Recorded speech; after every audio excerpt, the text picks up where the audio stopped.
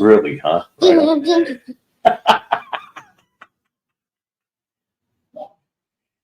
Nobody could ever say that this show is boring because it's not. That's all there is to it. Right?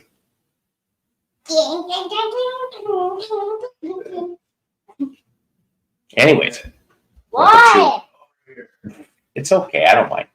Welcome to another episode of Psycho Splatters, always powered by coffee each and every time. I know you guys are not used to me being on at 1 o'clock Central Standard Time, and I understand that. I totally understand that. Hey, you see, you've regained your rightful title, Nick. Thank you for being here. Yeah, normally I would not be on at 1 o'clock in the afternoon. Normally you'd be mid-afternoon or at the back end of early evening, right?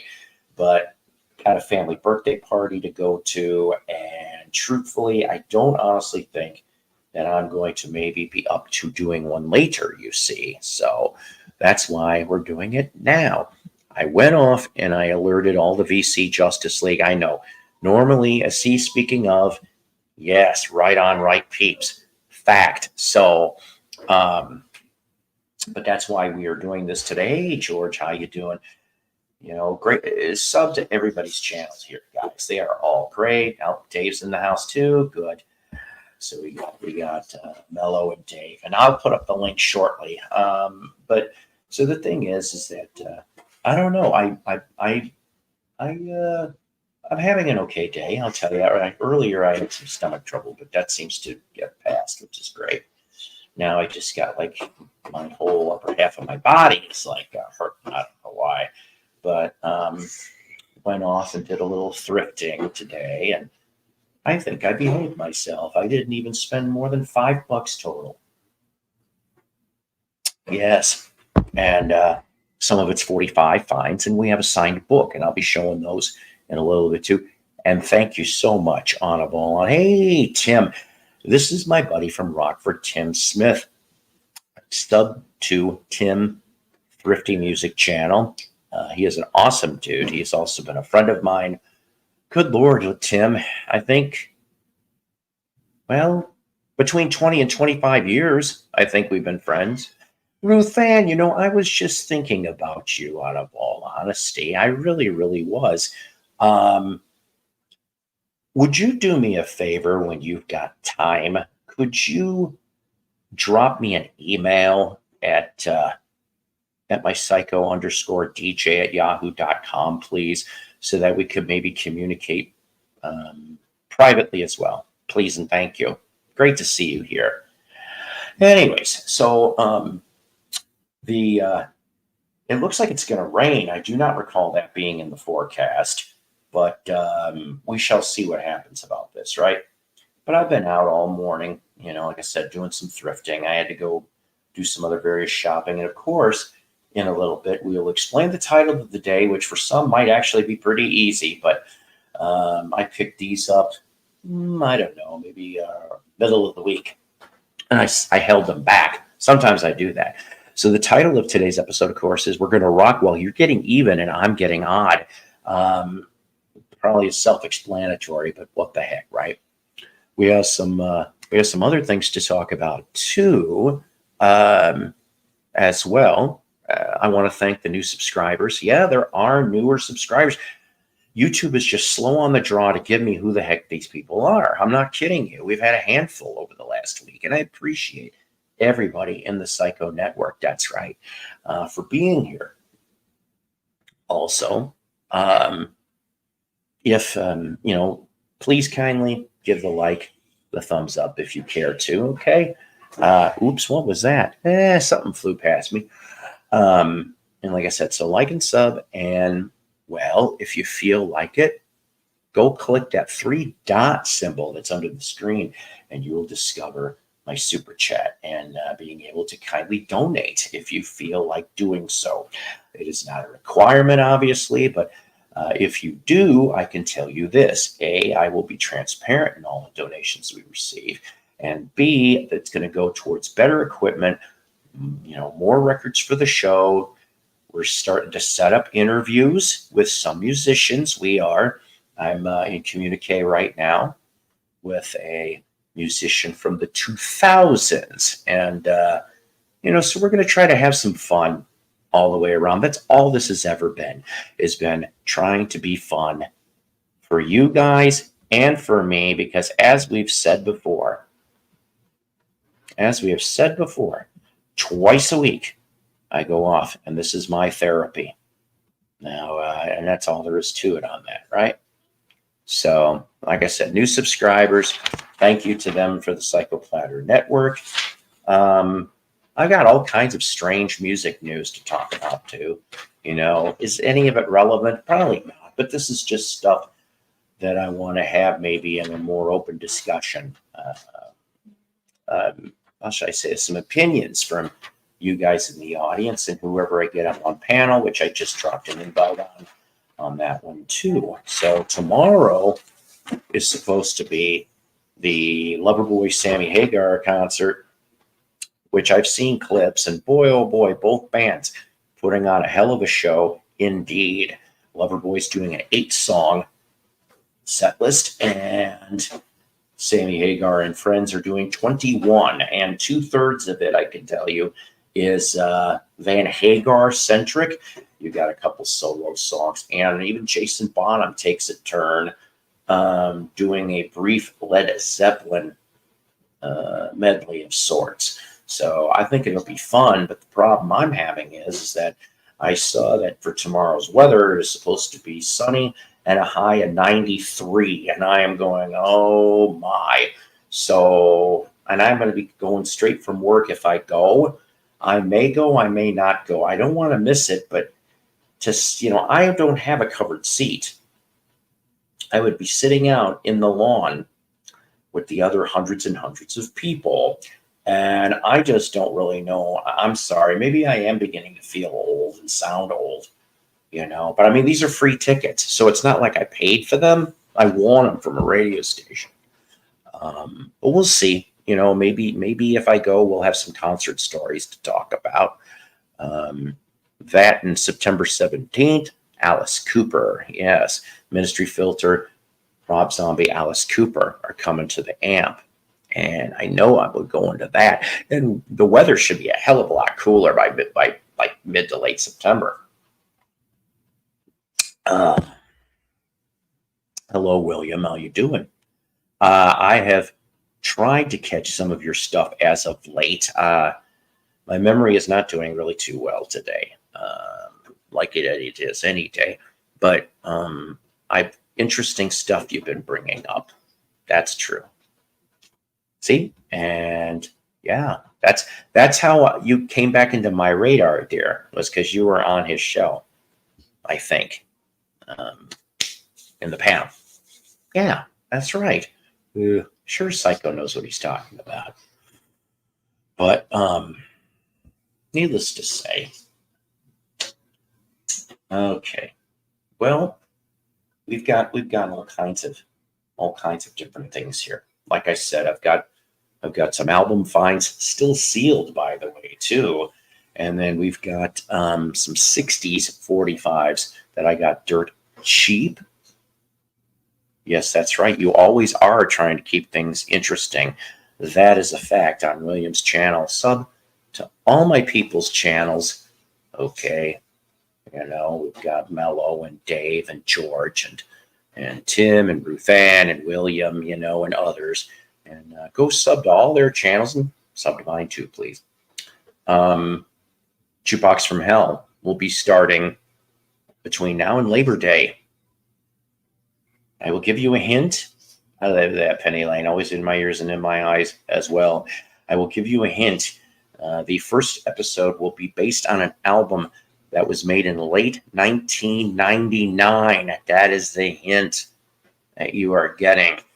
And some of you people, when you find out, are going to go, what the hell? Because it's kind of something out of my wheelhouse in regards to things I normally listen to. I have already done some of the research, and I'm listening to this album, and I'm going to tell you right now this much. I wish more, whether you love the guy or hate the guy, yeah, there's another hint for you. he went outside of the box of his typical music genre, style, whatever. And listen, sometimes it works and sometimes it doesn't. And I still think, truthfully, that musicians should be allowed to attempt to experiment and express different styles if they want, or different genres. I mean, let's face it, as we probably have known and gleaned from lots and lots of interviews and videos and stuff like that, a lot of our musical artists of the day and even back in the past also used to listen to multiple genres of music. This would end up being in part of their influences in regards to what they would record. Hello, Lisa, how you doing? So to me, it makes sense. Now, like I said, there's some bands were able to pull it off, some weren't. And most of the time, though, from what I've seen, is that um, unfortunately, like I said, unfortunately, they have to kind of disguise themselves with different band names or singers in this case, to see if they can get away with putting stuff out.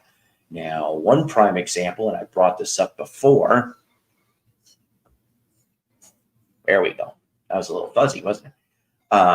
That I brought up before a long time back. Paul Revere and the Raiders, 1969.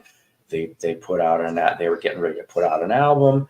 Columbia Records goes off and says, let's put this under Pink Puzz. And they pushed it out there. The DJs loved it.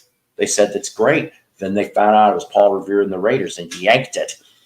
I said, yanked it. And then another one of that case, Osmond's Brothers, The Plan, all right, was not originally under the name Osmond Brothers. In fact, it just said The Plan. That was sent out by MGM to various major disc jockeys in the country. They started playing this stuff and they're like, wow, this is great. Until after a few weeks, the promotional people said, well, this is the new Osmond Brothers album. And they're like, oh, shit. And everybody but like one market pulled it. And I'm like, see, that's the thing. It's part of the machine. How can you get around it? If you're a musician, you do what you do because you love what you're doing. And if a whim comes to you, and go with it. I mean, what's the worst that could happen? Yeah, I know. You could get Metallica Saint Anger moments, and people just hate the shit that comes out of it. But you know what? At the end of the day, the musician can go off and say, I helped to create this. Whether or not anybody likes it or not is immaterial. It's out there. Now, yeah, fine. If you've got a major contract, you're supposed to give music, that the fans might like. But here's the thing. Once you're stuck in a groove, their songs start sounding the same, don't they? I mean, okay, let's face it. AC/DC. They've been around 50 years now, on and off, right? Within 3 chords, it's an AC/DC song. Has AC/DC ever done ballads? No. And so you get my drift on the example. Man, I am behind. I've almost had 0 time to hang with my friends these days. So this is so nice. Well, why don't you get your sweet ass up here? And then up here on panel. And I'll have you for a little while. Yes, I said sweet ass. I'm being obnoxious, aren't I? Dave says, Pumping Mile having stunt rock confusion on your show. He is a kick, isn't he? And you know what? Truthfully, if I remember correctly, I know Stunty has his own show, but William, are you the only one that gets Stunty as a co-host? Because I don't think he's been on anything else to my knowledge, at least not lately. Stunty has always been a good pairing for someone like me. He's definitely interesting. I think he's from France, right? Yeah, excuse me. Yes. What are you doing? Oh, my grandson is acting like a frog. A frog. Hang on a second. Froggy. Froggy. There we go.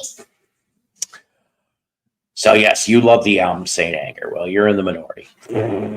Ivan, hello, Paul. Have you got the latest album from John Anderson and the Band Geeks? True, out this Friday.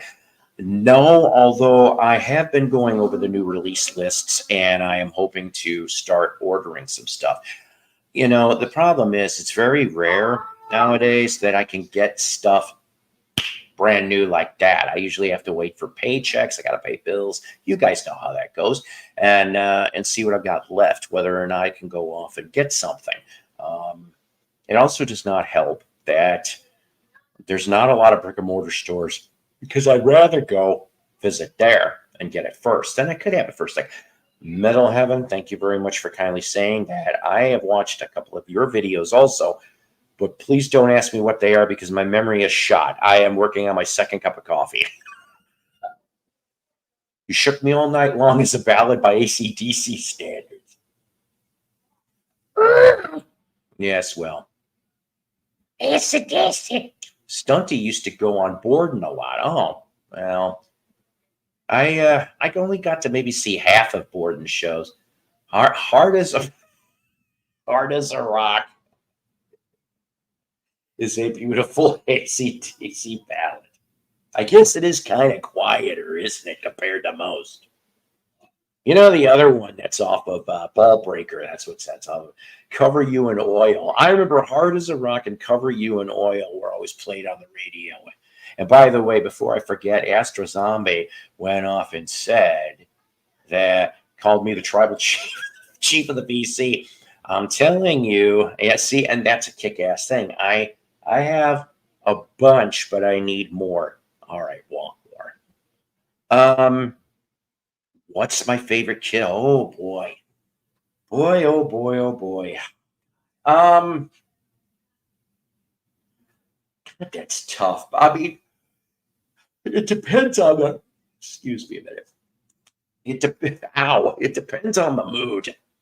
You know, it's usually Destroyer or Love Gun. It varies. But then sometimes it's Rock and Roll Over or The Elder. Oh boy. And Creatures of the Night. I hope that helps in the answering to the question. The head of the table. You know, Roman's coming back to beat ass. You realize this, right?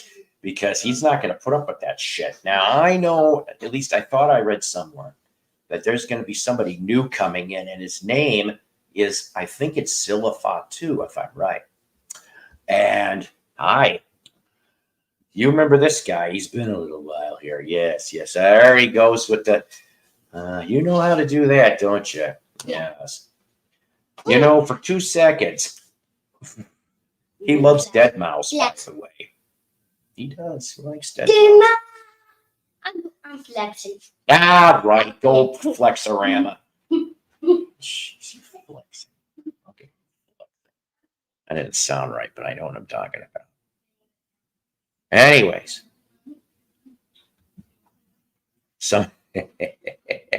Yeah, I mean, you know, it just depends on the mood I'm in, you know. I know nobody says The Elder, but I happen to like it. It's just, is it a great record? No. It's a really good record. Is it a really good Kiss record? No. But I really like how I really wish they could have at least gone off and done a cartoon. Rarest record. I showed it last week. It's not metal though.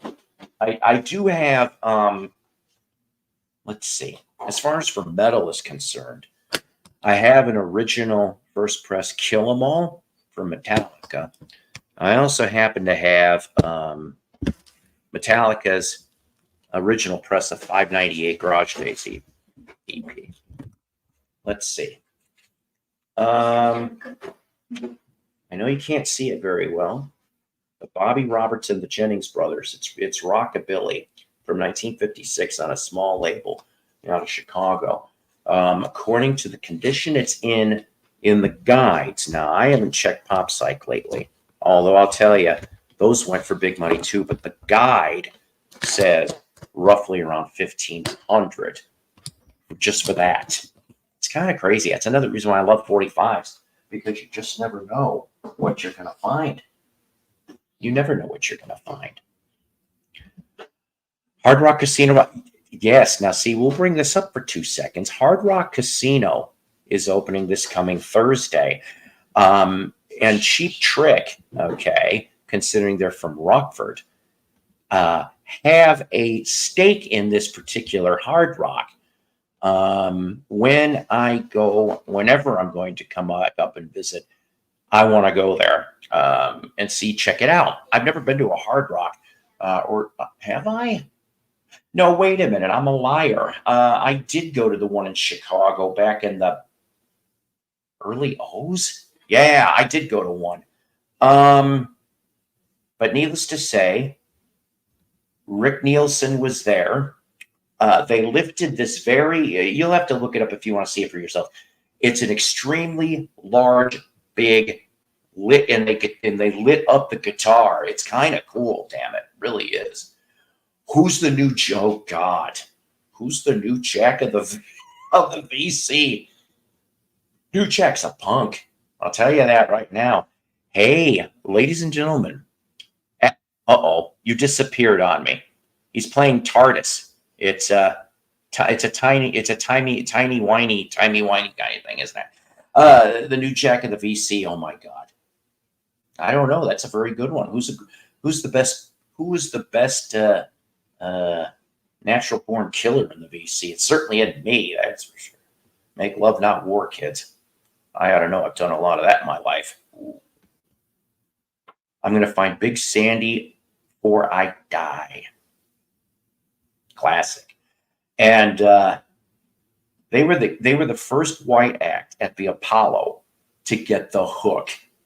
Supposedly their performance was so shit. Oh, hi. Toby Tobin sighting. Nah, my grand cat. One of the official cats of the VC. I cannot say that you're the official cat of the VC. And I'm still a little upset at you. He pissed in the middle of my bed. Excuse me. How rude. I don't care if you were marking your territory. Go somewhere else. Go whiz somewhere else. She's an inside cat. She's cute. All right. Are we back in? Okay. New person. Okay, hold on. Are you a kid? It's just yes or no. Are you a kid? So I have to be careful, huh? I don't know. Guess what? Here he is. Hello. Hello there. You know what? You can never be. What's Yes. your name, by the way? I'm Paul. I want to show my rarest record. Right. What's your first name? I'm Paul. Julian. Julian, let me see your rarest. My rarest record. I show it. It's Pink Floyd record. It's The Dark Side of the Moon.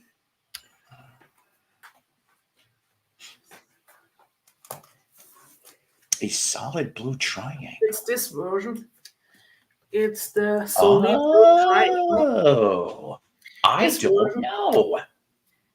A very rare version. Yes. Dang, I'd have to look at my copy. It's in another room somewhere. Nice. Look at this. Yeah, look at that. That's crazy. Very cool. What's the condition on that thing? VG Plus. Nice. Oh yeah, good. Wow, look at you. I like that. Can never get enough Floyd, especially rare Floyd. And Astro says, "Hello, Julian, mein Freund." Nice to see you. I have relatives in Germany. Am I ever going to get there someday to visit? I don't know. But I am told that they lived in Bonn. Some of them. Bonn. So someday if I ever make a German trip, which I don't know, I'd love to go there. And I would love to go to Hamburg, of course, to catch the old, if there's even anything left of the old Beatle type sites that they do. I collect first Beatles UK pressings. See, that's cool too. I have like I have no UK albums. I just have that Magical Mystery Tour double EP, an original. I have an OG on that. That's about it. I think. I don't know. I could be wrong on that too. I've got some Canadian stuff and even a Mexico EP. Stuff's all over the place around here. I hate that. I love the US first pressings. Yeah, so let me ask you something. How many years have you been collecting? I collect over 4 years. Very nice. So you've been into this for a little while. That's great. What? I'm What? 14 years old. 14. Jeez. Okay. So you, my God, man, you started about the same time I kind of sort of did. Wow. I collect cassettes and vinyls. Yes. Sure. Sure. You know, I mean, the cassettes aren't that easy I mean, sometimes they're easy to find, sometimes they're not. Around this area, they're not. And but there's this one guy at this antique mall, and he will go off and sell some hard rock heavy metal cassettes. And once in a while, I will indulge to, you know, if it didn't come out on vinyl, I mean, it's that or CDs, you know, that's the option. So you got to have something to go with that stuff, you know. And I go to some record fairs. Yeah. Oh, very, very nice. Yeah, And and I collect mostly heavy metal and hard rock. Yeah. that's the way to go. That is the way. Who's your favorite band? Led Zeppelin and Pink Floyd. Okay, okay. I like that. I like that. Let's see. I don't recall any new Floyd news coming out except David Gilmour's got a new album coming out. I think it's October. I could be wrong on the release date. But they already are taking pre-orders for vinyl. And there's a giveaway contest too, where you could get a signed test pressing. I think just go to like David Gilmour's official website and enter. I think you only got a few weeks left to do it because I did it this week. I don't like bootlegs. Oh no, this isn't bootlegs. This is going to be a new album coming out, and he's giving away 3 signed test pressings of this album, and I think that's pretty cool, honestly.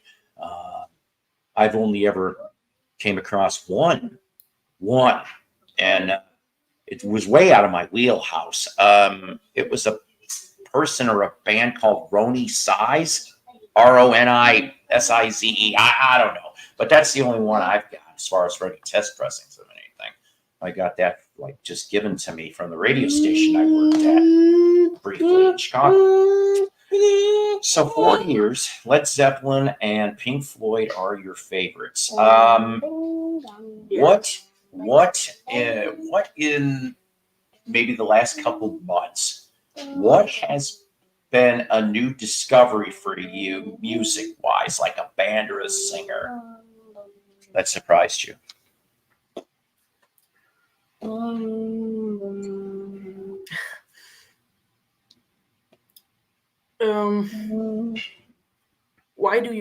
How do you mean? Well, okay. So let's say, for example, all right, like this, like in the last year or two, all right, I had friends that turned me on to different bands I didn't know that existed, or I knew very little about them. And so my examples, I can give you 2 currently, at least off the top of my head, is Nectar, which is a great 70s prog rock band that are still making stuff, and Sparks, because I just got turned on to them as well through the Come On to My House LP. One thing, I love the Vertigo Swirl pressings. Oh, sure. They are so rare, really. You betcha they are. I have only ever come across some Vertigo Swirls once, and I have some of them, but I mean, you know, some of the find, but I sold some of the other stuff. I have 10 of that. Yes. Oh, that's more than me, that's for sure. I think I had 2 or 3, but there was a Goodwill in Bryant, Arkansas. I remember this. That's near Little Rock.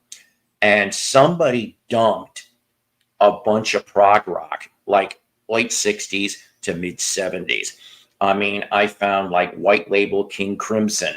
I found now the Vertigo stuff. I'm trying to remember. Mike Pado was one of them. It was one of his groups, and I did find another time One Sabbath with the swirl, and I only got it because it was super duper cheap, but it still looked like it was stomped on by an elephant. You can't hear anything. I don't know. You can't hear either of us. Oh, see, look at here. You can't That's hear the either of us. See, yeah. Now talking about like that, that's great stuff. yeah. That is great stuff. I hope you can see the condition. Well, oh wow, don't see no scratches. Nope, No nope, nope. scratch. Nice. I'm telling you, that's yeah. I did not expect. Like I mean, when I was growing up, The gatefold looks really beautiful. Oh, I bet. I can show the gatefold. Sure. Yeah. Why don't you? With the original swirl inner. Oh, see. Yeah, there you go. I don't know if any of mine have. Oh, I don't know. Oh, look at that there. Really I'm telling cool. you. Yeah, There's a see the little upside down. figure. Yeah. Yeah. Very nice. Really cool. Yeah. I mean, that one I didn't probably trip onto until probably, I don't know, mid late 80s was what I found a copy of that. And Good the record stuff. plays without background noise or light noise, without noise. Oh, good. No clicks, pops, and static, huh? That's good. That's really, really good. Without scratches. Very nice copy. Really. Really cool copy. It's the first pressing with the copyright. Oh, nice. Copyright error. Jeez. I'm telling you. You did you get that from a boot sale, or how'd you get that one? Discogs. I have bought on Discogs for 200 euros. But it's a great condition. It's So mostly yes. expensive, more expensive than 200 euros. Yeah? Wow. Mostly it costs 500 euros. Yeah. Jeez. Well, that's a steal then in this case. So Rome Loves Dan says, "Hey Julian, try listening to Rival Sons' Dark Fighter album from last year. Rival Sons is good. I dipped my toes into a little bit of Rival Sons. Excuse me. What's going on? Anyways, and then if you see Stray albums anywhere, pick them up. That's what Dan is one of those one. I mean, everybody here on audience and panel are really good at stuff, but I'm telling you, between Rome Loves Dan and Dan here with the stuff, I always have homework, but most of that homework is really worth digging on. So yeah, if you see any Stray albums, pick them up indeed. So let's see. I see you got an AC/DC poster behind you. So yes. The classic era. Oh yeah? Oh geez. I have it on the record. I can show you. Nice. Okay. I like it. So hang on. I'm sorry. Oh, there. Oh, look at you. All Australian first presses. Oh man, yeah. Hey, you know what? That's the way to collect them too. But yeah. Wait a minute. I don't know if I've ever come across any first.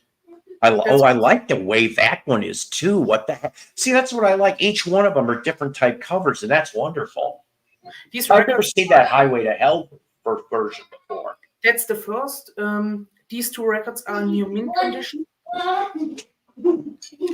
And this one is Nice. Light surface noise. Yeah. Wow, Um, jeez. You know what? You already are starting off with a very good collection. I'm telling you, my yes, friend, you are. it Um, starts when I have starting my collection. I think I want to buy special records. Now, what would that be in your category? In your opinion, what would that be? I have that Highway to Hell LP, the album pressing with 3 of the AC/DC signatures Whoa, for real. Well, that is a great thing. great! Yeah.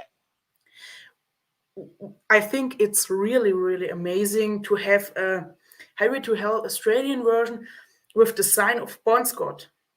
Mm, It doesn't live there, but yeah. it that's I think that cannot be real. Yeah, that Mm. that cannot. Well, see, I'm trying to think here, okay? Because it would be extremely scarce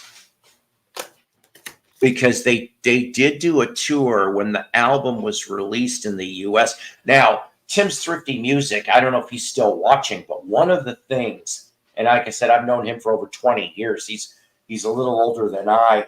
I going to be 57 in a couple of weeks. But the thing is that he got to see them at the Rockford, Illinois Speedway during the Highway to Hell tour with Bon, and I've seen backstage photos of that gig, and they were just enjoying themselves immensely. I'm trying to remember who else was on that bill. I want to say Hart and Nugent, but I could be completely wrong on that. But I mean, you're talking the edge of the '70s here, and it was a great time to listen to that kind of stuff, and others for that matter. Yeah, this young sir has some great stuff. Yeah, How did you get the call to collect? That's a good question.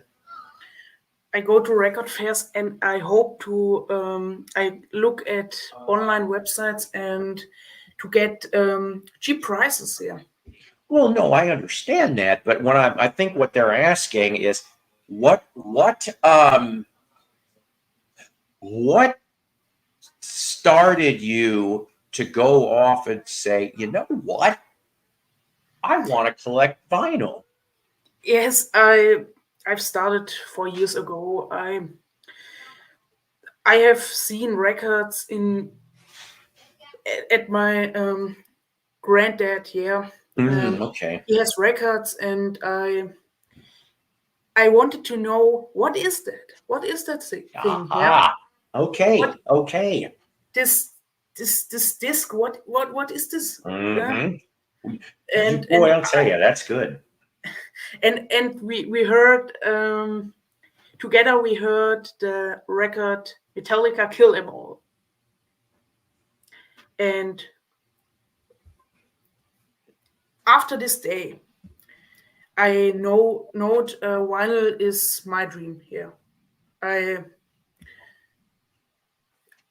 I wanted vinyl every day. Yeah, um, we are go to record stores and to record fairs. See, that no, is that's good. You, sir, are an example of the collecting future. At least this way. At least this gentleman here gets it. You get it at 14. You yes, already are starting down the right path.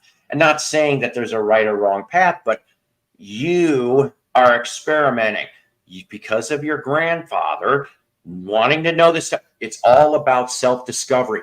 This is what we've been talking about since day one of my channel and this show. It's about self-discovery. If you manage to walk away with something, you yeah, had very kind words for me, sir, and I appreciate that you enjoy this show. We try to discover all kinds of things because you know what, at the end of the day, could be somebody's next favorite band or next somebody's singer, and we here as a collective yes. help to get that fan on their way to the next journey. Mm. I said a lot there, didn't I? Oh boy. Hey, Justin. Where are you from, Justin? This is Mello, by the way. Of course, one of my cool people. Hello. Fact. Nice to meet you. Where are you from, son? I come from Germany. Germany. He's like Thor in the process. He's getting his medal. You know, are you familiar with Thor on some of the other shows? And I have a own YouTube channel. You have your own Yes, YouTube sub channel. to it. I show some records from my collection and yeah, new vinyl finds. Thank you, Tim, for still being here. So the story I told you is in my and I'm wrong on a bunch of this stuff. That's my mind for you. Tim was there. He said Quad Cities back in '79. I don't know why I thought Rockford Speedway. Quad Cities back in '79, which would be like Iowa, Illinois. There's Quad Cities. At the Mississippi River Jam 2, AC/DC Bon Scott era was there, along with TNT, great band, UFO, another great band, Nazareth, still another great band, and Definitely. Heart in that time frame, once again, another great band. That's why I've always been jealous of Mr. Tim here, because he got to see this gig of all excellence, probably out in the summer heat for that matter. Funny to think that the kid's grandfather may be younger than some of us. And He's like that could be true. You are right. he's like a little Thor. You It know, just Rachel, that's Thor. nothing bad. Yeah, you know what he's talking about? A little Thor. Do you know what I mean, Julian? Hmm? Are you familiar with the guy Thor? He's on another couple channels and stuff. He Thor's shows Metal metal Minute. records. He from Germany. He shows metal Yes. records. He goes Metal Minute. Are you familiar with him? Yes. That's you're like the Thor in the making. Yep, Yeah. you are. Yep, Yeah, I can see probably it. Amazing. Thor could give you good advice because he, has your culture. He knows, Mhm. that's a guy to look up to, and he's a teacher. See, somehow you two need to talk, Mr. Thor and Absolutely, you. he'd be proud of someone like you. He'd probably be Yes. saying, "I wish some of my students were like him." Mm-hmm. With which years do you have start your record collection? Say what? How old are you when you started your collection? Well, I actually I acquired records more than collecting records. I never considered myself a record collector. I just wound up getting records like thrown at me, literally. Like I had a flea market store where I was selling comic books and I was selling like airbrushing. I was doing airbrushing and stuff on T-shirts and stuff, and people would come in and trade me records for like artwork or other things that I had, and or it, Yes, I and collect. I go to flea markets. Yeah. Yes, they're fun. I There, love.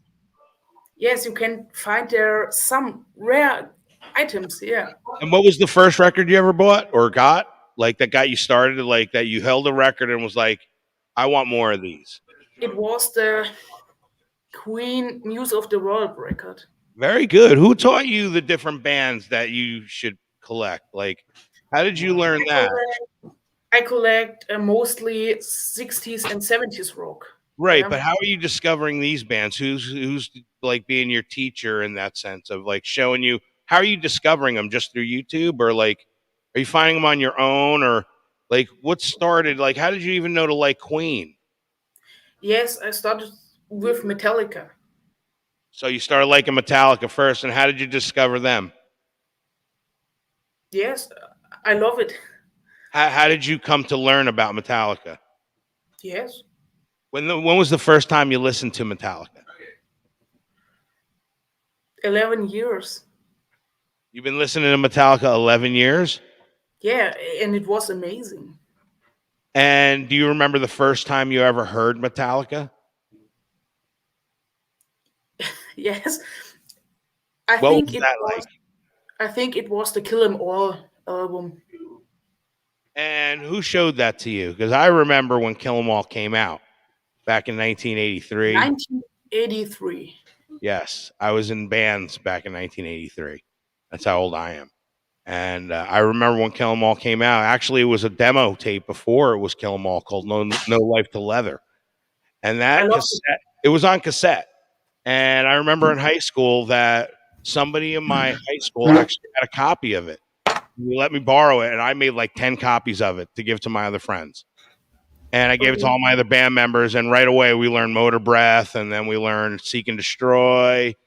We went into so many different songs on that, on just the demo. And then Kill 'Em All came out. And then we were I even, love the demo. I love it. yes, and that's with Dave Mustaine. It had Yes. Dave Mustaine and Ron McGovern on it, if I remember. And I still have it somewhere, that original No Life to Leather demo. That Yes, I it have was, the UK everybody first. copied it from, everybody, but I I have lived the it. I remember UK. that. So Tim, again, in '86, he saw Monsters of Rock in Mannheim, Germany. The performers, Wizard, Michael Schenker Group, No Talent, Hack Bon Jovi, Def Leppard, Ozzy, and the Scorpions. These all Excellent. great bands. Great. Yes. We had the same almost tour 2 years later. We had a Monsters of Rock, but it was Van Halen, Scorpions, Metallica, Dokken, and Kingdom Come. Mm-hmm. And that was a fantastic show. I tell you, I got Oh, Bon sunburned, Jovi is great. literally my whole back, my face, my knees from because I cut off shorts. So my whole no. legs, it was the worst. But it was worth it being at a concert like that. Mm-hmm.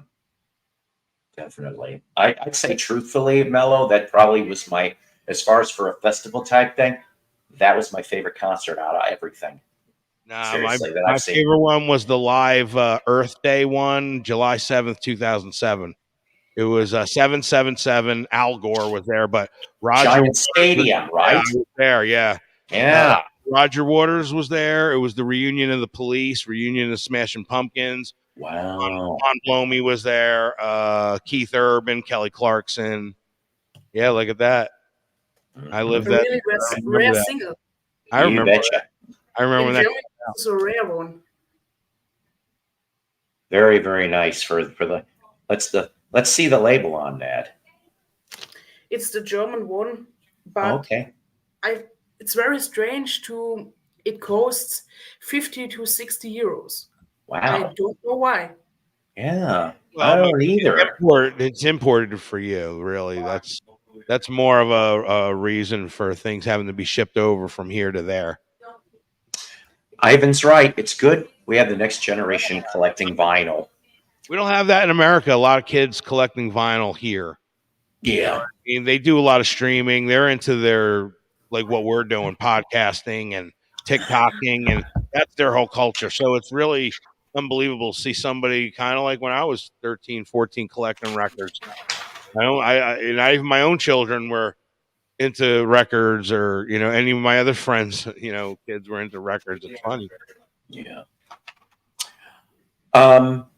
Before I forget, I my great people up here and out there, and I did put the link if anybody else wants to come up. Before I forget, ladies and gentlemen, we'll explain today's title. It's very simple and very easy this time, in a way, to some people. Huh? I can't explain. Yeah, that's right. What was it? I heard on that Eureka Spring station last night they played I Can See for Miles, which I haven't heard that in a while. So we're going to rock while you're getting even and I'm getting odd. So I ended up picking these up very cheaply, still sealed, by the way. I will open these up, of course, but still sealed. Hi, James. How you doing? King James. How you doing? And yes, and Davey, so how you doing, Davey? from 81. Now I'm thinking of hello, Davey and Goliath.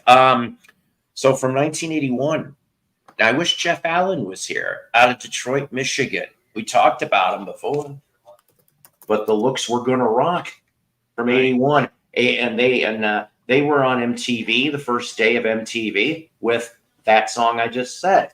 And there's the front and here's the back. These guys Like I told you, my Um, friend's band was on in the first day of MTV. What's that? My friend's band, Yes. Boot Camp. And I love boot camp. I'm telling And I you. want I to try think, to get the drummer to come on here and talk on the show. yes, please and thank you. And I forgot about Fire in the Hole. That's another one I remember. So that's like three songs. So, but these guys here were around from the late 70s to about 1986. Tried to come back in 90, and I haven't really heard anything since then. Really, I don't know. Maybe they're still going, but God knows. So we're going to rock from the look. Now, this next one here, I'm not going to lie to you people. This is probably another one that's going to be a future episode of Jukebox from Hell. And let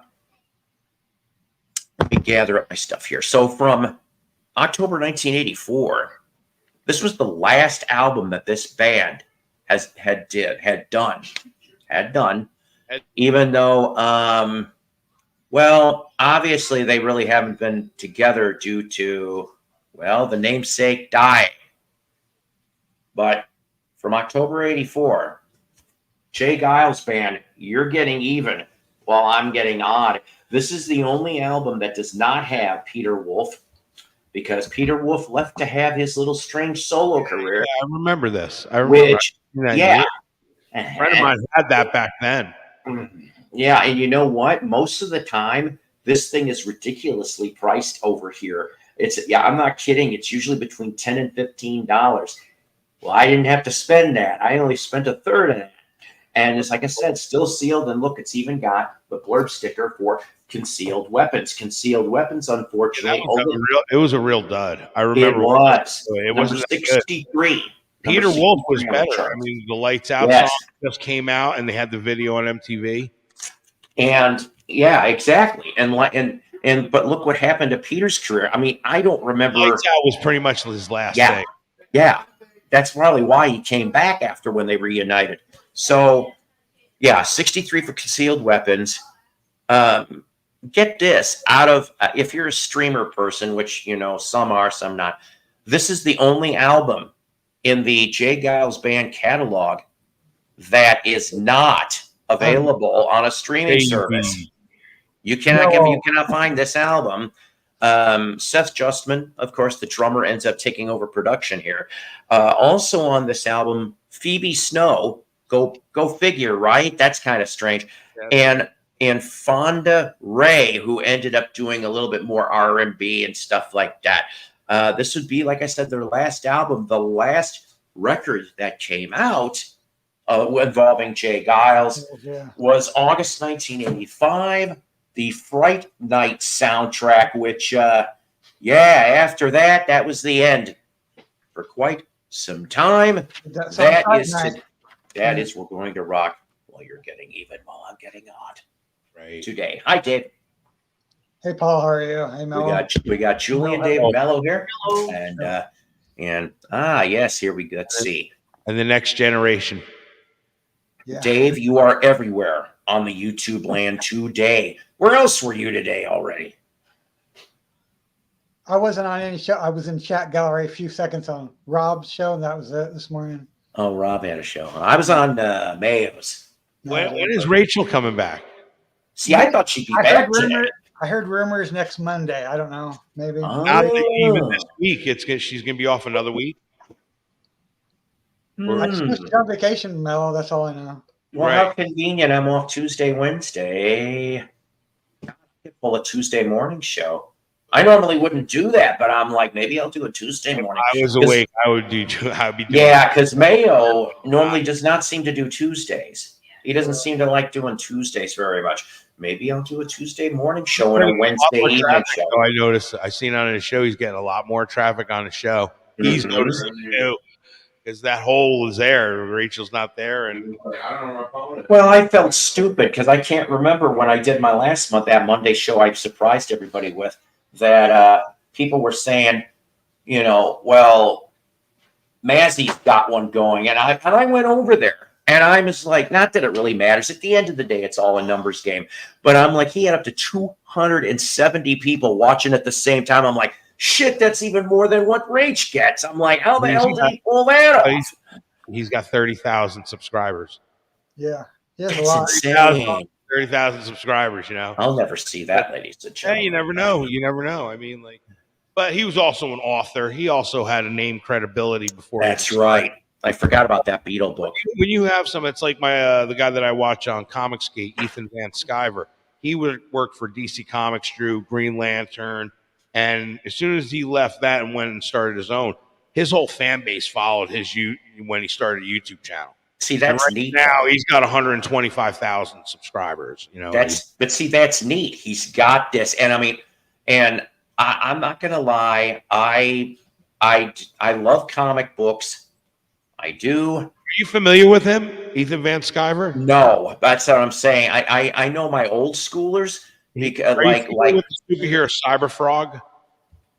Cyberfrog from the 90s. I don't know. See, that's funny. You bring up Cyberfrog, which I've never heard of, but yet you want to know one of the ones I used to read almost religiously when I could find it. What's that? Cerebus the Aardvark.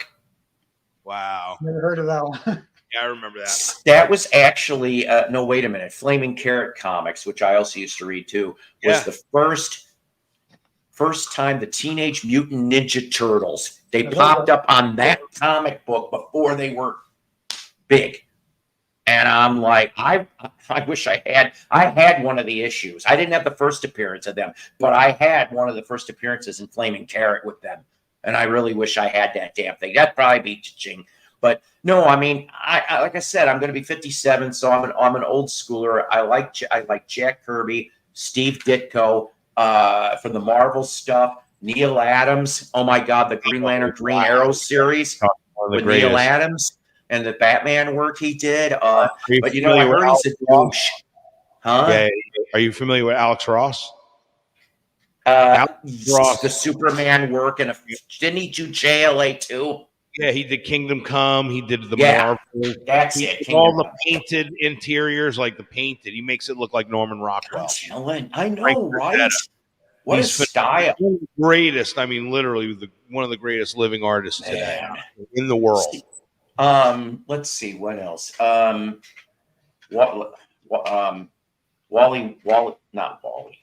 Wood used to draw for EC. And a bunch of other people. My God, you know, and record collecting and comic collecting are not that far off. Honestly, it's very interchangeable in my world. That's all my life: comic books and rock and roll. I mean, like that's. I was going to start a show called Comic Rockers Show and have like comic book artists and musicians. You know, like it would be a great like discussion. See, got another one. I'm telling you, we flow towards Julian's way. This is what we do around here. We share the love in the VC. David Paul, Melody, be nice with your new vinyl, son. But believe you me, have you noticed something? I try not to swear when there's no, it's not easy. I'm not going to lie, but here we are. But you know what I mean. We're not used to having somebody younger even being in this square, you know what I mean? It's like that's right. What does the younger generation even want to see? Hang out with a bunch of old men. You know, you think about it. You know, especially when I was 14, I wouldn't think about unless they were wrestlers. I used to watch WWF, so I wanted to hang out with the older guys. Honestly, you know what I mean? When I was 12 years old, and I did get to hang out sometimes with some of the older. I envy you with some of the stuff. And you learn life that way. You really do. You learn life that way. And with my buddy Tim, he collects vinyl and books. That's right, he does too. Like I said, I know Tim. I'll have to apologize. Have you done a video lately? I know that there was some health issues, but go sub his channel too. Go sub everybody's channel that's watching right now and on panel. You guys will learn a lot from everybody. That's the one thing about this vinyl community. Okay, while I say that some of it, of course, is drama based. Not here, but we try to be a learning experience. We do. Now, I mean, you could be like Julian, collecting for 4 years, or an idiot like me who's been collecting for 45 of my years so far. And we all learn something at the end of the day. And hi, Wolfie, baby, how are you? When we were young, records was the only way of having music in your home. Yeah. even before Oh, yeah. cassettes. You know, if you wanted to have music in your home, it was a record. And you know what the other thing is that you can't do with streaming? You Wolfie have that baby. in your hands, and you say, "This is mine. I own this." Exactly. You can't say that with any streaming crap because it could disappear in 2 seconds. They can, and they probably will. They'll And then be you able would to get do lost in the artwork, and then you look at the liner notes, and you read all the lyrics if they had them. You know, you opened up. Hopefully, it sometimes came with a poster. Can't give Some, away a poster with a Exactly. drive. You know what I mean? You can get wallpapers, yeah, and print it out yourself. Or you could go and blast it. Do you have the Kiss Dynasty record with poster? Yes, You do? I have it. oh, cool. I had it. I don't have it now. I had that poster Hey, hanging on can my you wall. get to that? Can you get to that, Julian, so we can see that? Yeah, I can show Yeah, you. let's see that. I'm curious because I want to see the label too.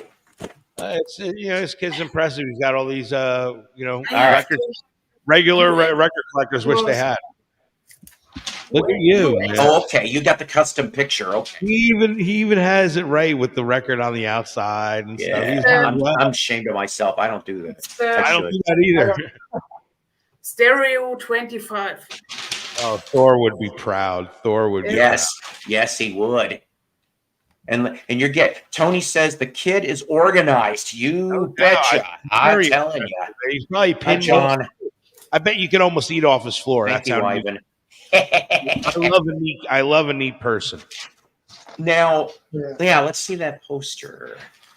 Look at you. Wow. I know I'm such a demanding customer. Wow, Julian. And got a great name, Julian Lennon, you know? Oh, cool. Look at that. Yep, that's the poster I had. Yep. That's in good shape too. Just Wow. you don't want to split anything. Yeah. Now, is Yes. this a reprint or is that original? It's the original first one. Original. I was Yes. gonna say, it looks beautiful. Yes. You're doing very well. Yeah. Very Really much so. well copy of this Yes. brilliant album.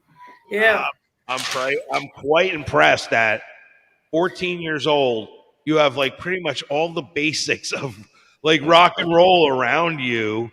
You know, Yes. Really important thing. you know, you say collect cassettes. That's funny. I just dug out a few cassettes. Like here's a Rolling Stones cassette. All right. Really? Mhm. Then we have this one was a rare Chevrolet cassette with all different kind of artists on here. Here's a REO Speedwagon. Ah, the last decent REO album. Yep. Then we got the classic right there. And then we have Elvis. You need some Elvis. Uh-oh. Am I And then- lagging or him? You're freezing up, Mel. Am I? I think you are. It Yeah. is. Could be a my little. internet. Big Joe Turner. Incredible Still right there. RF feedbagging cassette tape is what I see. I'm gonna just do this. Oh, there you go. Wow, awesome album. Creedence Clearwater Revival. Phenomenal. Really nice, really nice. And then we got some soul right there. Earth, Wind, and Fire. I Wow. love Earth, Wind, and Fire. Love it. Love And it. here's some videotape right here. This is very rare right there. I want my MTV. Very nice. That's pretty cool right there. I want my MTV. Oh, one other thing I want to show. That ain't working. I have this going on eBay right now. I put it up $599.99. I'm gonna par with it. This is an original Bleach Tour Nirvana backstage. Wow, what the hell? Oh, amazing. Maxwell's at Maxwell's in New Jersey in 1989. So I put it up for $600. People have been asking me about it. I said I don't want to sell it, but for $600, I'll part with it. Everything has a price, and this is very rare. That's right, $1 million man. It's probably even worth more than 600. I also have this too. This is Pearl Jam, Okay. original Pearl Jam, and I have, It's a band I like. Yeah, I like their first couple. there you go, the Versus tour. 1989, 1994, 1994, right there. This is up. I put this up $100. And there's the back. This is original. Go to 16 millimeter Kingdom. I'll type it in the chat. 10 and Versus and Vitology are some of my favorite PJ records. After Vitology, I don't know, I couldn't wrap my head around it anymore. It's like they shifted, you know, that and like REM. I brought up REM before that. I like, you know, the first handful of records, but it's like the minute that they went past Automatic for the People, which is like my favorite REM record, it shifted. I mean, after the Man on the Moon soundtrack stuff, I'm like going, what happened? And I'm just, I don't know, whatever. But yes, 16 millimeter Kingdom. Yep. That's neat, mellow. Not a Nirvana fan, but the Pearl Jam some I like. And also John wanted to let you know, Julian, that he's got a bunch of metal and that he's an old chat. So Metal Haven at just 14. Yes, well, he has. Hey, now it's been a very long time since I've had this gentleman here. So this is Thrifty Tim, otherwise known as Tim Smith, who's been a friend of mine for over 20 years. I'm glad to see you here.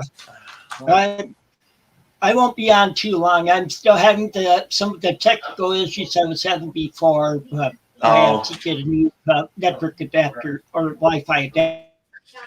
I can relate. Understood. Oh, he's already. Did Mr. Freeze get you? Damn it, that bastard. Adapter for my disk. Oops. Oh, well. Okay. I tried. I tried see it happen.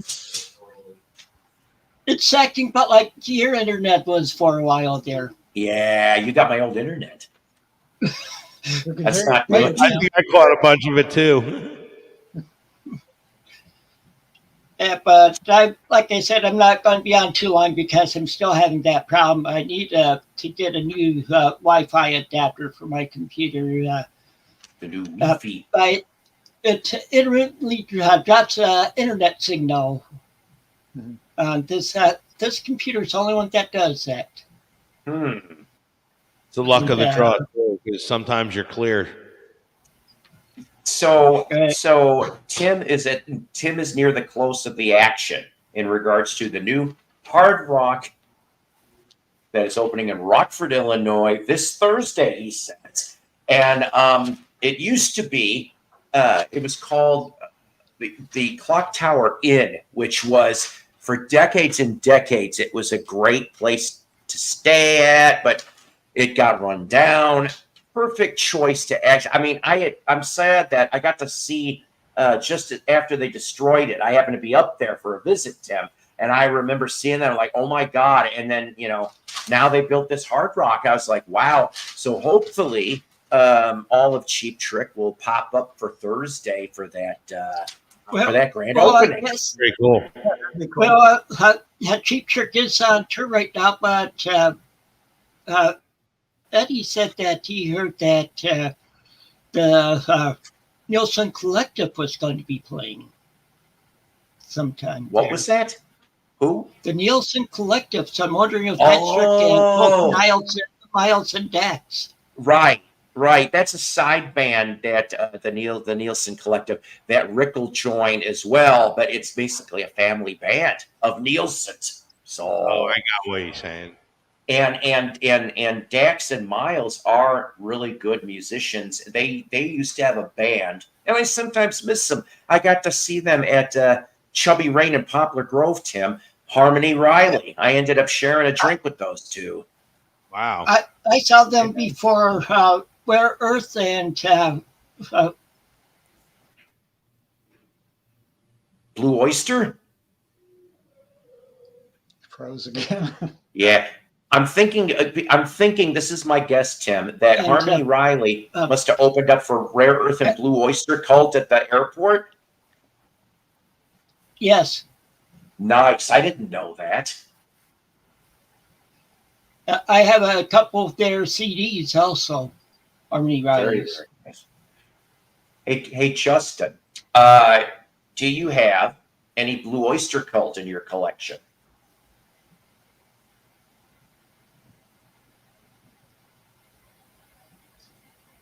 BOC, Blue Oyster Cult. Julian. They- Julie, Yes. Julian, do you have any? You, No, go on. No, I don't. I got 5. I think you'd like to investigate at least from the first album to Fire of Unknown Origin, the first 10 years. I think you'd like them. They are very hard rock with metal edges at Yeah, times. they're not really They are very metal, cerebral in their lyrics. more hard rock. Yeah. Hmm. and AC/DC is your favorite? Yes, I like it very much. Who else is your top favorites? My all-time favorite is this one. Oh, there The you first go. press I have shown it for before 40 minutes ago. Yeah, it's the really first. It's not a reissue. It's the first one. Yeah, Cool. I wait it out. with the Blue Orbit Productions label. That's it. Nice. That's the way to go. Without I, scratches. I Besides, saw ACDC on their Highway to Hell tour. Oh, cool. Yeah. See, that's what I envy you about on that one. You know, we used to have such kick-ass, what I call one-day festival lineups for a lot of these bands. You get 5 or 6 great bands. Boom, boom, boom, boom, boom. California Jam had a few of them. Now, it's funny you bring up California Jam, Hello, because one of the talking points that I tripped on this channel and subbed to them, by the way. Chris, CRIS, Lady in Black. Okay, if you guys don't know who that is, very music centric. She dropped on a upload today, and I was listening to some of it while I was working. She premiered Mahogany Rush, good old Frank Marino and Mahogany Rush, live Dallas Fort Worth 1974, the whole thing. What a show. That's another one to go investigate on, Julian, is Frank Marino and Mahogany Rush. where you're going to? Great guitar player, I'm telling Another you. one, is Angel. Mhm. They were Joe. hard rock band from like the West Coast. I saw them opening for Styx. That was first rock concert I went to back Wow. Wow. in 70. Great opening band too. Honestly, they have the coolest logo because they're the only logo that you could turn it upside down and it's identical to it is right side up. Right. If you've ever seen the Angel logo, go look at it. They're one of the few bands that you turn it upside down. It's identical. It's one of those, I forget what they're called. The terminology for that. Dio, though, you turn it upside down, like Dio means God in Italian. You turn Dio's logo upside down, it says devil. Doesn't? Yeah, yep. Go look at it upside down. See now, right there, just right there. There's the Oh, that's D. funny. I never noticed that. That's Yep. upside down. Yeah. Ah, I guess it huh. kind of does. It Great does. album, though, It Dave. definitely does. Great That's intentional. That's definitely intentional. There's no Mm. way around that. Where spirits, honestly work through these guys. Dave, let me ask you something. When you bought that album, were you the last in line? I don't That was horrible. Did you stand up and shout after that? Those first couple Dio records, though, my Yeah. God, they were just, yeah. Oh, you're not going to believe this. Inside that Rock of Your Life radio set that I got, 90 sides, 45 records. One of the commercials, one of them was Dr. Pepper by Y&T, which is incredible. Then they had another one with Squeeze is doing Dr. Pepper. That's Then they have strange. Budweiser, This Bud's for You, with Dio Eh, in Rainbow in the Dark, singing This Bud's for You over oh, Rainbow my in the God. Dark. I never It's heard so that. No. unbelievable. I've never heard it before in my life. Did you guys, James says, did you guys check out Primus Yes, with I saw Puddle's Pity Party singing Holy Timer? Oh, that's good. Oh, All right. Damn you, James. More homework. It's fun. I gotta need a new That's page. pretty wild. It's like the crowd didn't expect it either. You know what I mean? Like all of a That's sudden funny. they're starting to play, and all of a sudden Puddles comes out of nowhere, and he's incredible. I'll tell you what, he could do a damn good Dio impression. That's how good he is. Like I've never heard him sing like that hard like that. He's always like kind of mundane, almost like Peter Steele, like very low key. And Yeah. here he's going full balls out like Dio. He sounds like Dio. So I got to give kudos to Puddles, man. I was really impressed. That guy from America's Got Talent. Yeah. Solomon Rainbow. Incredible, really. He could sing. He really could sing. Telling you, I always will kick myself in the ass for not being able to go see Dio in 2000. I was like trying to do that. That was for the Magic tour. It was supposed to be if I handed out all the goodies, all of the street team would have got for Spitfire Records because I was a member of that. We would have got to see Dio and Yingwei and Doro Pesh. That would have been a great triple bill because they all had albums out at that time frame for that label. He was in a band called Warlock, right? Yep. That's right. I never heard their stuff. I just know the band. Oh, we are. Are you familiar with Doro Pesh, Julian? I heard of her. Yeah. Doro Pesh. Are you familiar with her? I want to. That smile said it all. Yeah. Do you know this one?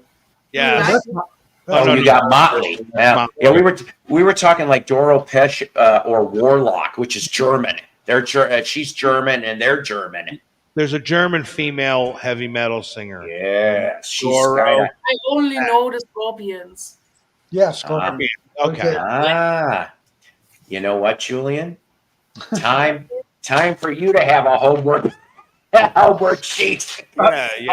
So Doro. So just like MSG, you'd probably like because Michael Schenker. And UFO. Yep, and Yep, Scorpions. Michael Schenker was originally a member of the Scorpions. Yeah. Are you familiar with Uli John Roth? Oh, he's great. Are you familiar with him, Julian? Uli John Roth? He was an original member of the Scorpions, one of the original early members. And are you how familiar with the Scorpions are you? I don't have so much records. Really low records, yeah. Okay. You should look into them. They have a very long history. Very long history. Started in 1965, actually. That's when the Scorpions started. Yes. And they went on and became one of the world's biggest bands. Sure. I mean, honestly, that's something Germany can be really proud of. Mm-hmm. Well, really, one of the most famous bands in the world. What part of Germany are you from? Speaking of Angel, So there's Angel album. Oh, yeah, but that's not the one with the traditional logo. Yeah. No, you need the 70s logo. Oh, yeah, this is 70s. Oh, wait. No. No, it's not even that logo either. Wow. This is their first album. Yeah, it's Yeah. the one. It's the one where they're all in white, on the cover. I forget the name of that record. I'm gonna pull it up. Hold on. Needless to say, as far as for Scorps is concerned, the 70s stuff that was released in the United States on RCA, some of that stuff is very underrated. I have got In Trance and Fly Me to the Rainbow, or Fly to the Rainbow, but you certainly do not want the original first U.S. press of Virgin Killer. You don't want that at all. You want the group photo instead because the original is very disturbing. I know of the original. It's a rare pressing. Mm-hmm. You know the cover? In fact, it's so bad that if anybody were to go search for it on YouTube, that they will actually get. Oh, sorry, wrong one. They will get. All right, they will get. This is the only Scorpions album I have. Pretty good. A great Nice. one. Great Yeah. one. Blackout and can't live Ah, without it. here you go. So Angel upside, Rider upside down. Identical. I That need is to- funny. Logos have ever done like that. It's just incredible craftsmanship and ingenuity and inventiveness to do that. I forget what that's called. There's a name for that when you can You flip you something. mean like a palindromic symbol? Or drunk. Yes, palindromic. I think that's what it Yeah. is called. Look at all I mean, these that's fancy what we pants were words. talking about. Ah, yeah, yes. Uh, Yeah, cool. Their 70s stuff is probably, I would say, the best. Strangers in the Night. What a great live album. Strangers in the yeah, night. I saw them on that tour. So I need to get that- Tokyo tapes, John. I've never come across a decent copy of it though. That hasn't been all stomped on by an elephant. Yep, palindrome, which probably was the Riddler's cousin, or maybe Riddler in disguise. If you remember ever seeing the Robot Chicken sketch where Batman encounters palindrome. I always thought the Riddler's cousin would have been the puzzler. Him too. Maybe he's another one. See, he Yeah, went right from Batman right from Bewitched to Batman, Maurice Evans. Yeah, right. It's funny. I got a rare commercial that also I'm selling on eBay where it's a beech nut gum that they don't make no more called Sour Stripe. It was like fruit stripe gum, but it was a sour version, kind of like Sweet Tart. And the commercial was made in early 1967. So it has the whole Batman influence in the commercial because there's this superhero called Super Stripe. And he flies and he's all in white with stripes all around him and stuff. And they even have the Bam Pow because he's fighting off bank robbers or something. And the police come up and then he hands them, as a reward, here's some gum, and it's and they're like, oh wow, it's incredible. Very rare. It's lost. It's nowhere to be found. You can't find this commercial. See, somebody gummed up the works on that one. And also, I wondered, the Sour Stripe gum, did the flavor disappear quicker than regular fruit stripe gum? Oh my God! Very popular gum back then. Speaking of goofy commercials, so I'm still reading. I'm about maybe a third of the way in that Jim Henson biography, and they bring up these commercials, of course, that I never saw because they were made before I was born, all the way to when I was 2. So Jim Henson, some of the earliest Muppets he ever did were Wilkins and Wonkins, which were a duo for Wilkins Coffee. Now, if you people know what I'm talking about, that's great. But if you don't, when you got some leisure time, go look that up on YouTube. I think you will be very entertained, but also at the same question, since they made them mostly from 1957 to 63, and then they would show them till 69. How did they get away with those commercials? They were only 10 seconds long on television. Wilkins Coffee. You want to type in Muppets Wilkins Coffee, and you will come up with Wilkins and Wonkins. I have some commercials that are unbelievable. You would not believe. Yeah, it's like Wonkins got shot at. He gets something dropped on him. Because his incorrect answer is when he's asked, "Do you drink Wilkins coffee?" and he goes, "No, can't stand this stuff." Boom. Like he shoots a cannon at him, and then they turn the cannon towards the audience for the fourth wall and goes, "Do you drink Wilkins coffee?" And that's how it ends. Just different ones though, different ways that Wonkins gets beat up in about 90% of the I never heard of those. My friend bet me $20 today that I couldn't do the Oscar Mayer "Wear Your Song." Guess what I could? You mean the good old "My baloney's got a first name, the OSCAR," or as I used to say to my girlfriends, I'll keep it clean. My baloney has a first name, it's PAUL, and my baloney's got a second name, it's also PAUL. I'm horrible. Anyways, those commercials are hilarious. They are the Oscar Mayer and the Wilkins coffee. And they wouldn't do just Wilkins Coffee. They do like Tasty Bread and a few other ones, but it'd be similar stylings, which was fun. Oh, look at you with the Iron Maiden. Do Nice. you have this one? Must have Maiden. That's a really rare first UK pressing. Oh, cool. Fear of the Dark. Now that's the one album with Holy Smoke, right? No, it's the No, or is It it the has- live one? other great songs, but not Holy Smoke. Oh, There I have the US first with red vinyl. Oh, wow. I can show it. Must have Maiden. Yes. Must have Maiden. My Iron Maiden collection is so big. That's amazing. As we all go, how? But Iron Maiden. Who do you have the most records of in your collection? Here, Red vinyl. red vinyl. That's cool. Beautiful. Really cool. It's Which very one cool. album is that? Which album is that, Julie? That's the No Prayer for the Dying. Oh, that's where Holy Smoke's on from. But yeah, I mean, Yeah. awesome. I didn't even know they had that in red vinyl back then. Who's the most records you have of one artist? Nice, yeah. Iron Maiden. Iron Maiden. Yeah. Yeah. My favorite band ever. Yeah, no. Ever. And there you go. Now we're getting, because you like them even more than AC/DC. Yes, a little bit. Ladies and gentlemen, Julian Metal Heaven here has now officially been declared the adopted son of the Psycho Platter VC channel, because this kid is starting himself on the right direction. I'm telling you, I'm so proud of you. You don't even know how proud I am. Honestly, he is mini Thor, man. Honestly, Yes, Yeah. you and Thor have got to talk. I don't know how we can. Fuck with Thor. Thor would be like way by you. I was going to show Julian another one that he might like. Oh yes, please Right. do that band too.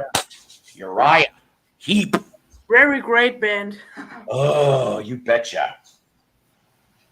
Great band. Yep. Unbelievable. And they're still, well, it's Mick Box and company, but they're still going. Thank God. Well, I'm just going to close out, leave the panel here and just go back to the peanut gallery, because I keep rebuff. My computer keeps rebuffing. Yeah. Well, thanks for coming Nice- on, nice though. to meet I mean, you, it's Tim. been a while. I miss you, buddy. I just don't know when I'm going to get back up there. Yeah. I was hoping. I I was hope hoping to- earlier in the month, but it's not going to happen. Probably not till next year. I'm hoping to start getting new videos out sometime soon, but Good. Everybody, like I said, everybody sub to everybody here, and you guys will stay in the know on everybody. Okay, awesome, my friend. Hey, Paul, check this out. This thing I have down in the share thing. Oh, did you say share a thing? Yeah, I put a video up. Oh, hang on a minute. I thought you meant share. Want a lightsaber?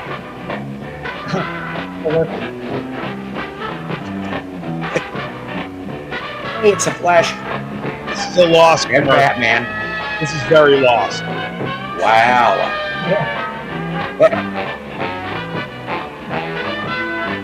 And the next one is the sour stripe one I was talking about. Ever hear anyone say no to a lightsaber? Lightsaber. Look at this. Calls for the sour stripe. Help! A quick change and Beechnut Stripes again. New Beechnut Sour Stripes gum. 5 fruit flavors in every pack. New Sour Stripes gum hangs on to flavor. How does that stripe you? Sour! It looked like Teddy Chase with What's that raisin. strike man anyway? I don't know, but It's let's like- this. It's like a cross between Batman and Japanese like Ultraman. That's what that reminds me of. That's a rare commercial. These are rare. Speak with less authority than others. It's the Badfinger The album. same thing can happen in copies. There's a big difference between electrostatic copies and copies made by the 3M209 automatic copier. Sure, Remember this, other there'll be a machines test later. can also copy from all colors and bound books. It's so interesting when I watch Easy to this, operate honestly. and automatic. But there is one way no other copier can imitate the Only one. 3M209 automatic. and its dual spectrum processor. 1968. Copy quality. Fine lines in solid areas and colors are copied sharp and clear for as little as 3.5 cents each. Call your 3M Business Products Center for a personal, no-obligation demonstration. We'll prove we're not lying. Right, Leo? Right. Right. And please don't put your butt cheeks on it. Thank you. This is Up and away.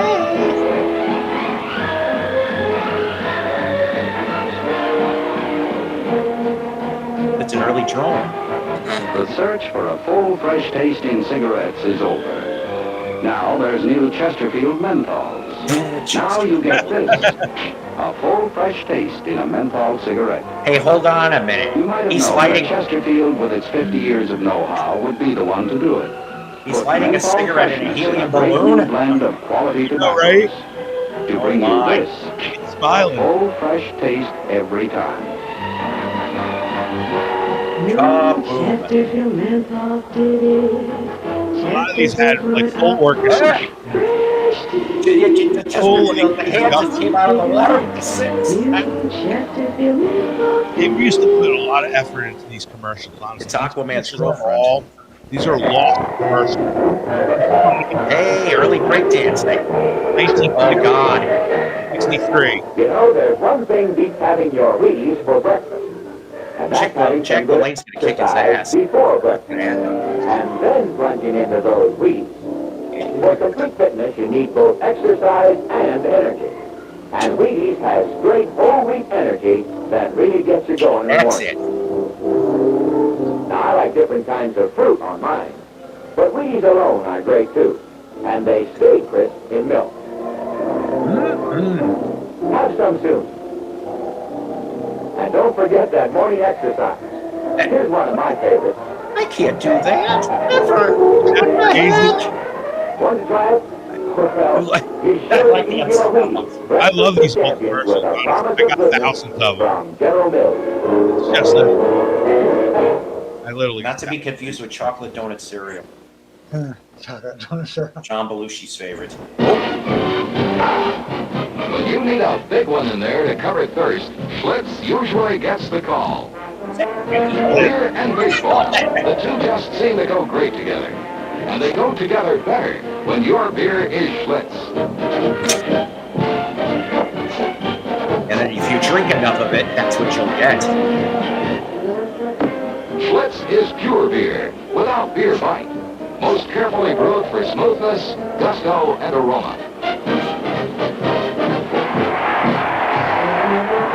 Doesn't take much cheering to holler up a big league thirst. And that's the time most veteran observers of our national pastime signal for Schlitz, the beer that made Milwaukee famous. When you're out of Schlitz, you're out of beer. Hey, at least you don't got to worry about copyright with these. The family gave Mama and Papa a Hawaiian trip for their anniversary, all wrapped up in a United Airlines gift certificate. Back to the key, right? Rick, his grandfather was a Canadian school.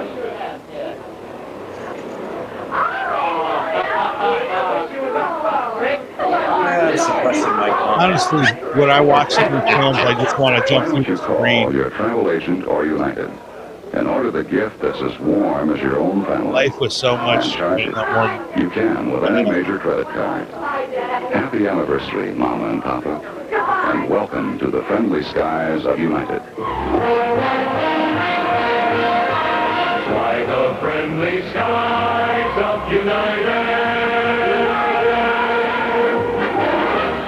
Full Moments orchestration. later, it exploded.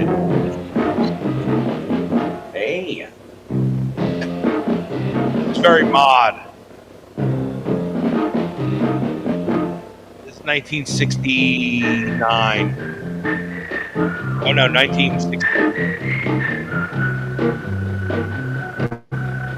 I think I do.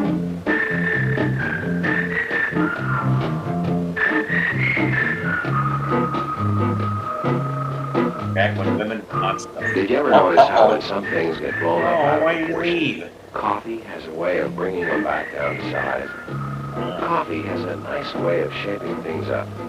Putting things in Like, the You're that sounds like entitled Tom more. Bosley. When you've got decisions to make. Here's some coffee, Marion. It is. It's Tom Bosley. Listen to his voice.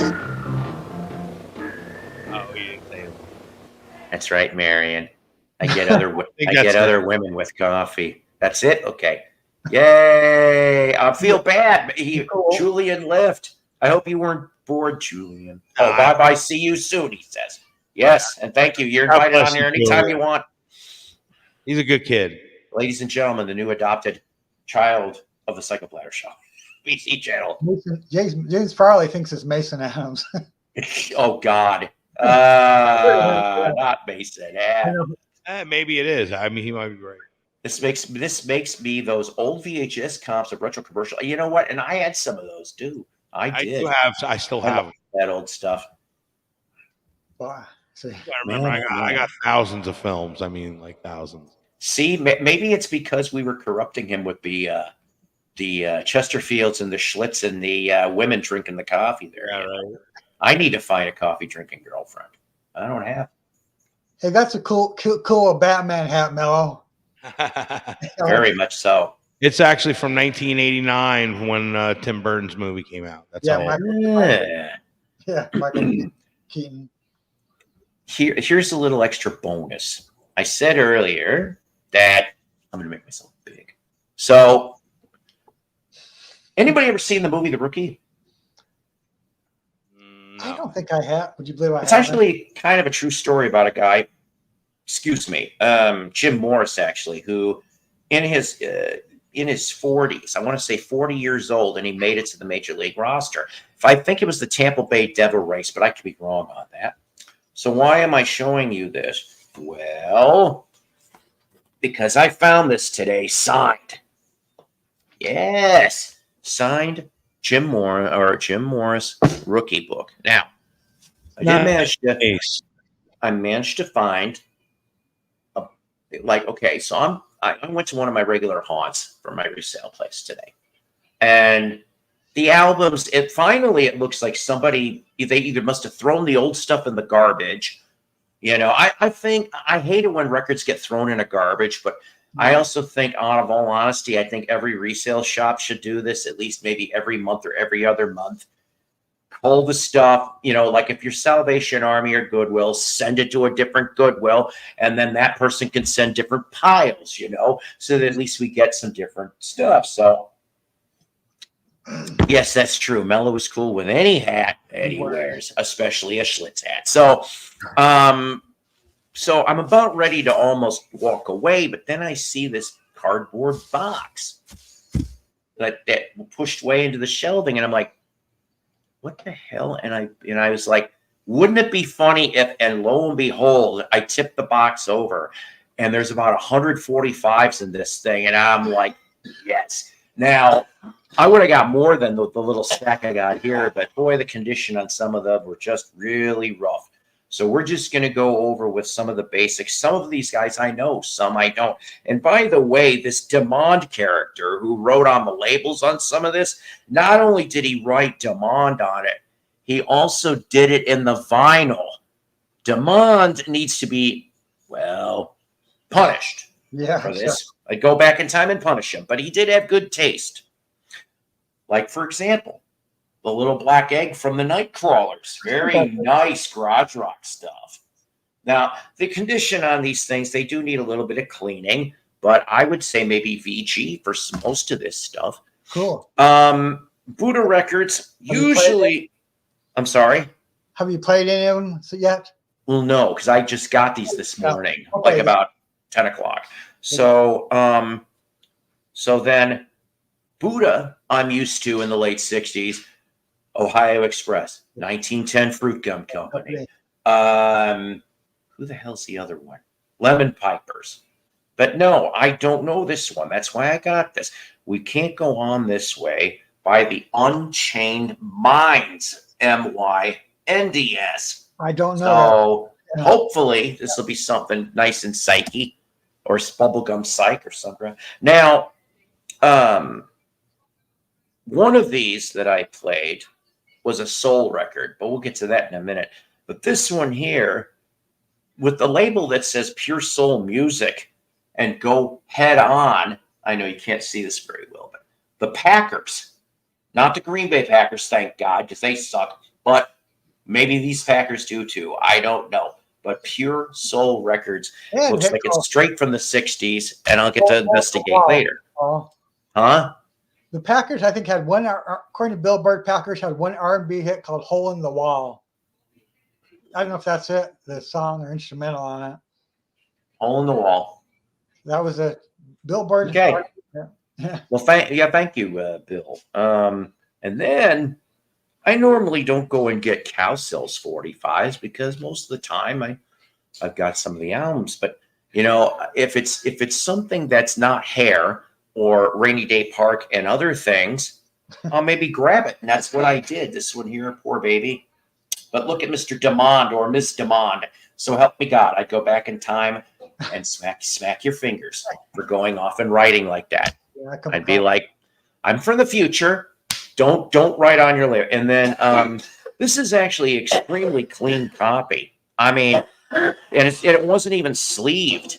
This thing looks like it never was played. Bad Fingers, Come and Get It.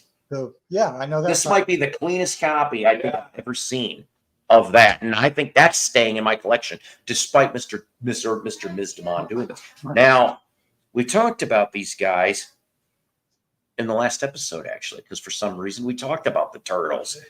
Well, this one here is a latter White Whale one, Love in the City. It shows the Blimp Company, which was what's the flip side?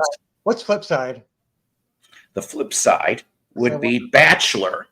I don't know either of those two. That's why I grabbed this, because I was like, this is the second 45 of the Turtles with the little blimp logo on it that I got.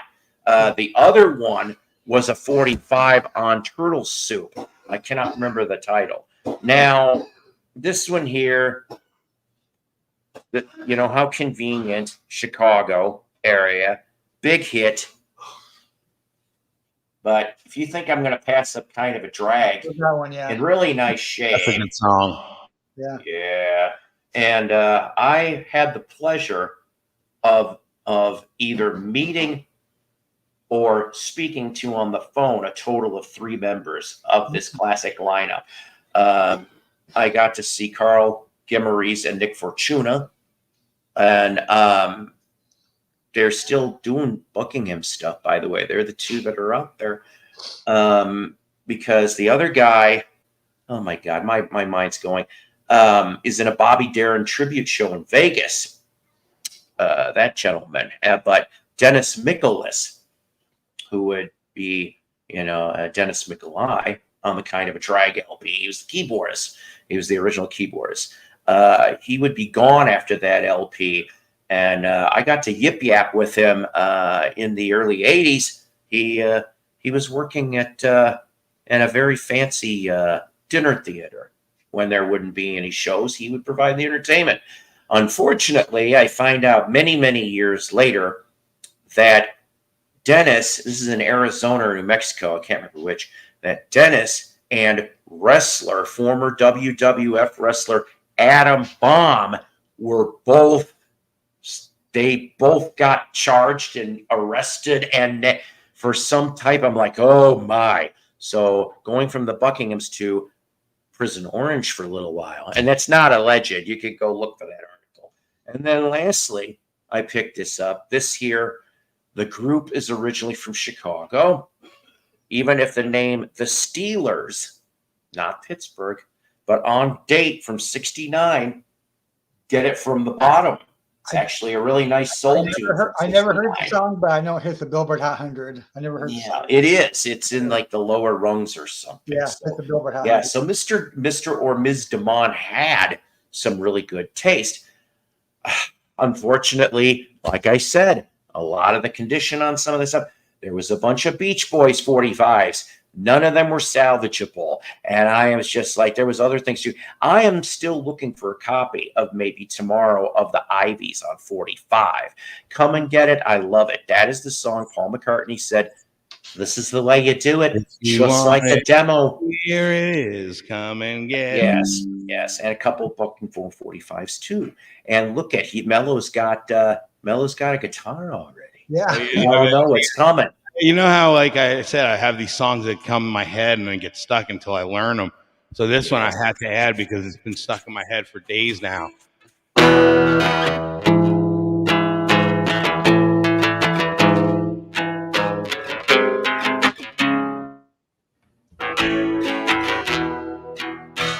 I'm not afraid of anything in this world you can throw at me that I haven't already heard. I'm just trying to find a melody, a song that I can sing, my own company. I never thought that you were a fool, but darling, look at you. Gotta stand up straight, carry your own way, still going nowhere, baby. Yeah. You got to get yourself together. You got in a moment, and you can't get out of it. Don't say that, lady. Better, you've been stuck in a moment and you can't get out of it.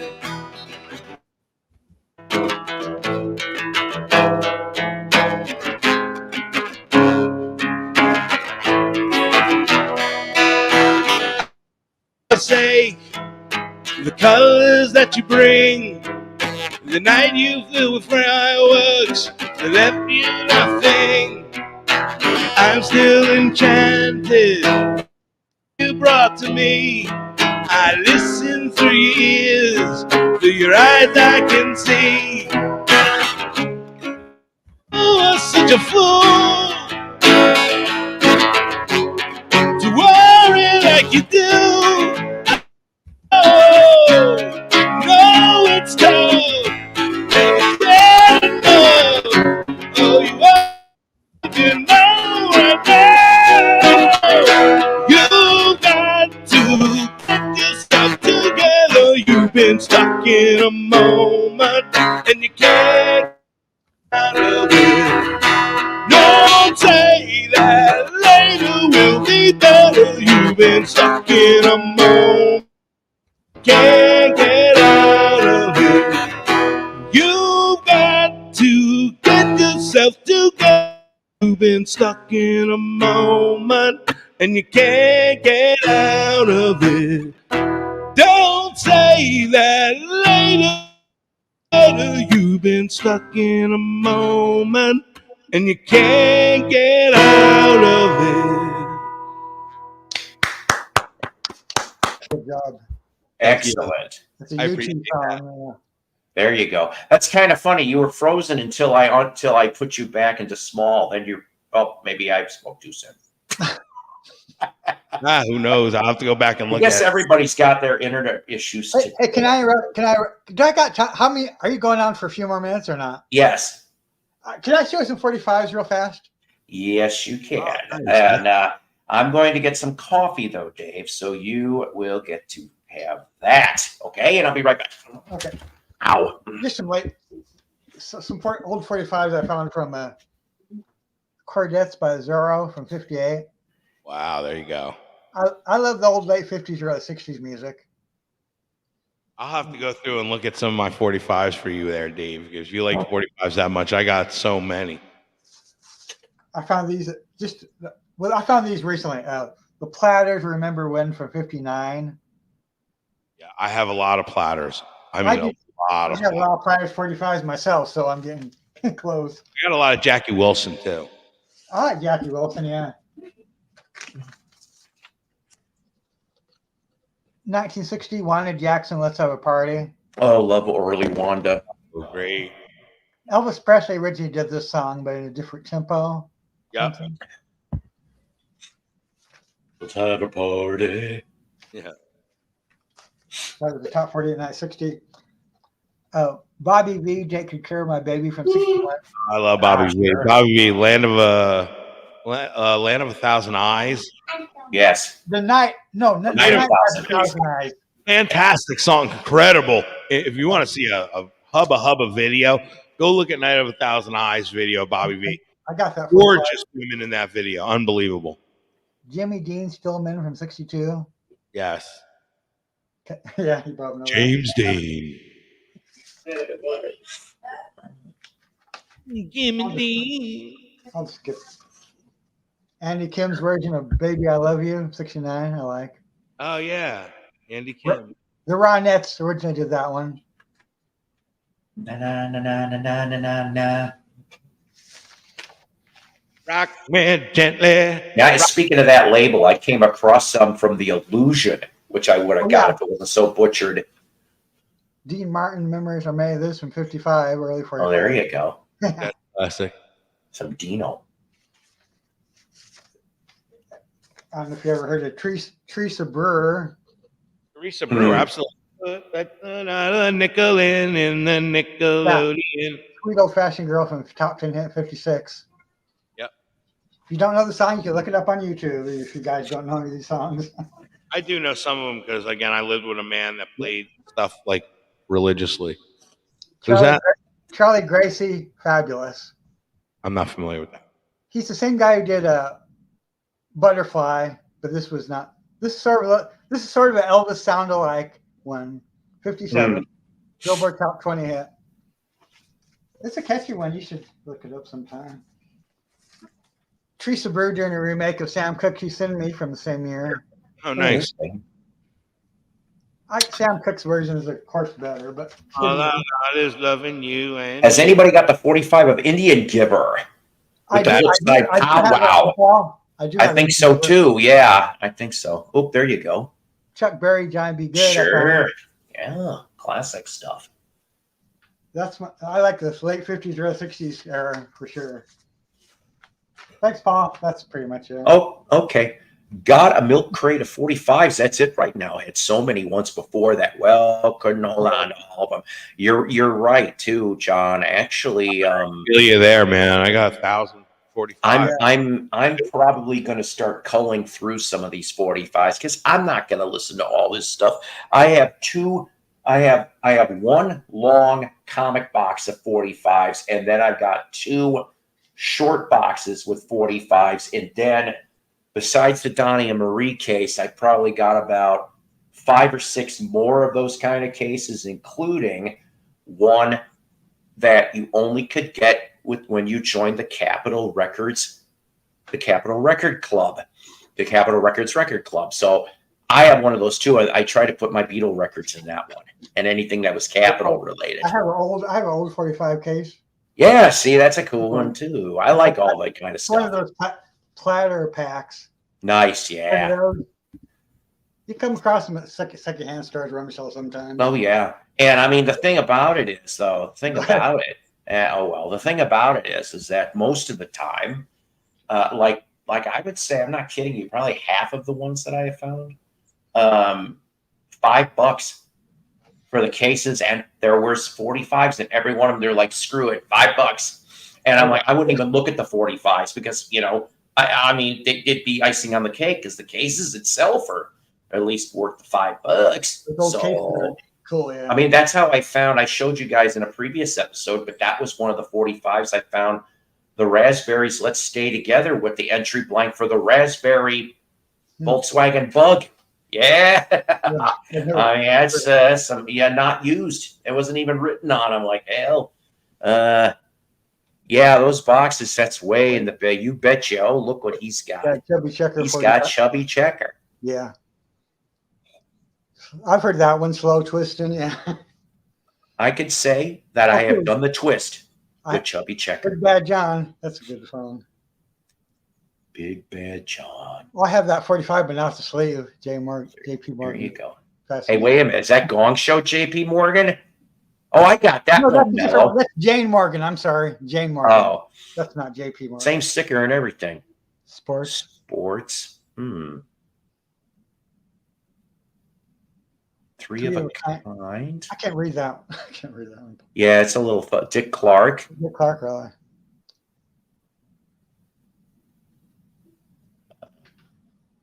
The chill So the marching song. Okay. Yeah, I got it. I had to think about that for a second. I'm trying to catch you. Yeah. I have two versions of the children marching song, actually. Ah. Ricky Nelson. Is that Ricky Nelson? Yes. Got some old school Ricky. Oh, that's Jimmy not. Rogers. I got that 45. He got some picture sleeves too. That's cool. I got Mm-hmm. that 45, the chubby checker again. The twist. Yeah. Neil Sedaka breaking up his heart to do. Yeah. Yeah. I got it. Oh, he has a 45. That's neat. So I got that 45 record. You mean everything to me? I think I have that sleeve actually. Yep, I have that one stood up. There's a very rare Ricky Nelson one, that picture sleeve.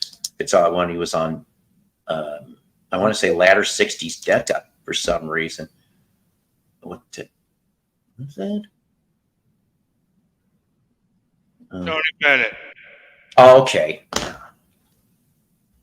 Bobby Vinton Roses are right. Yes.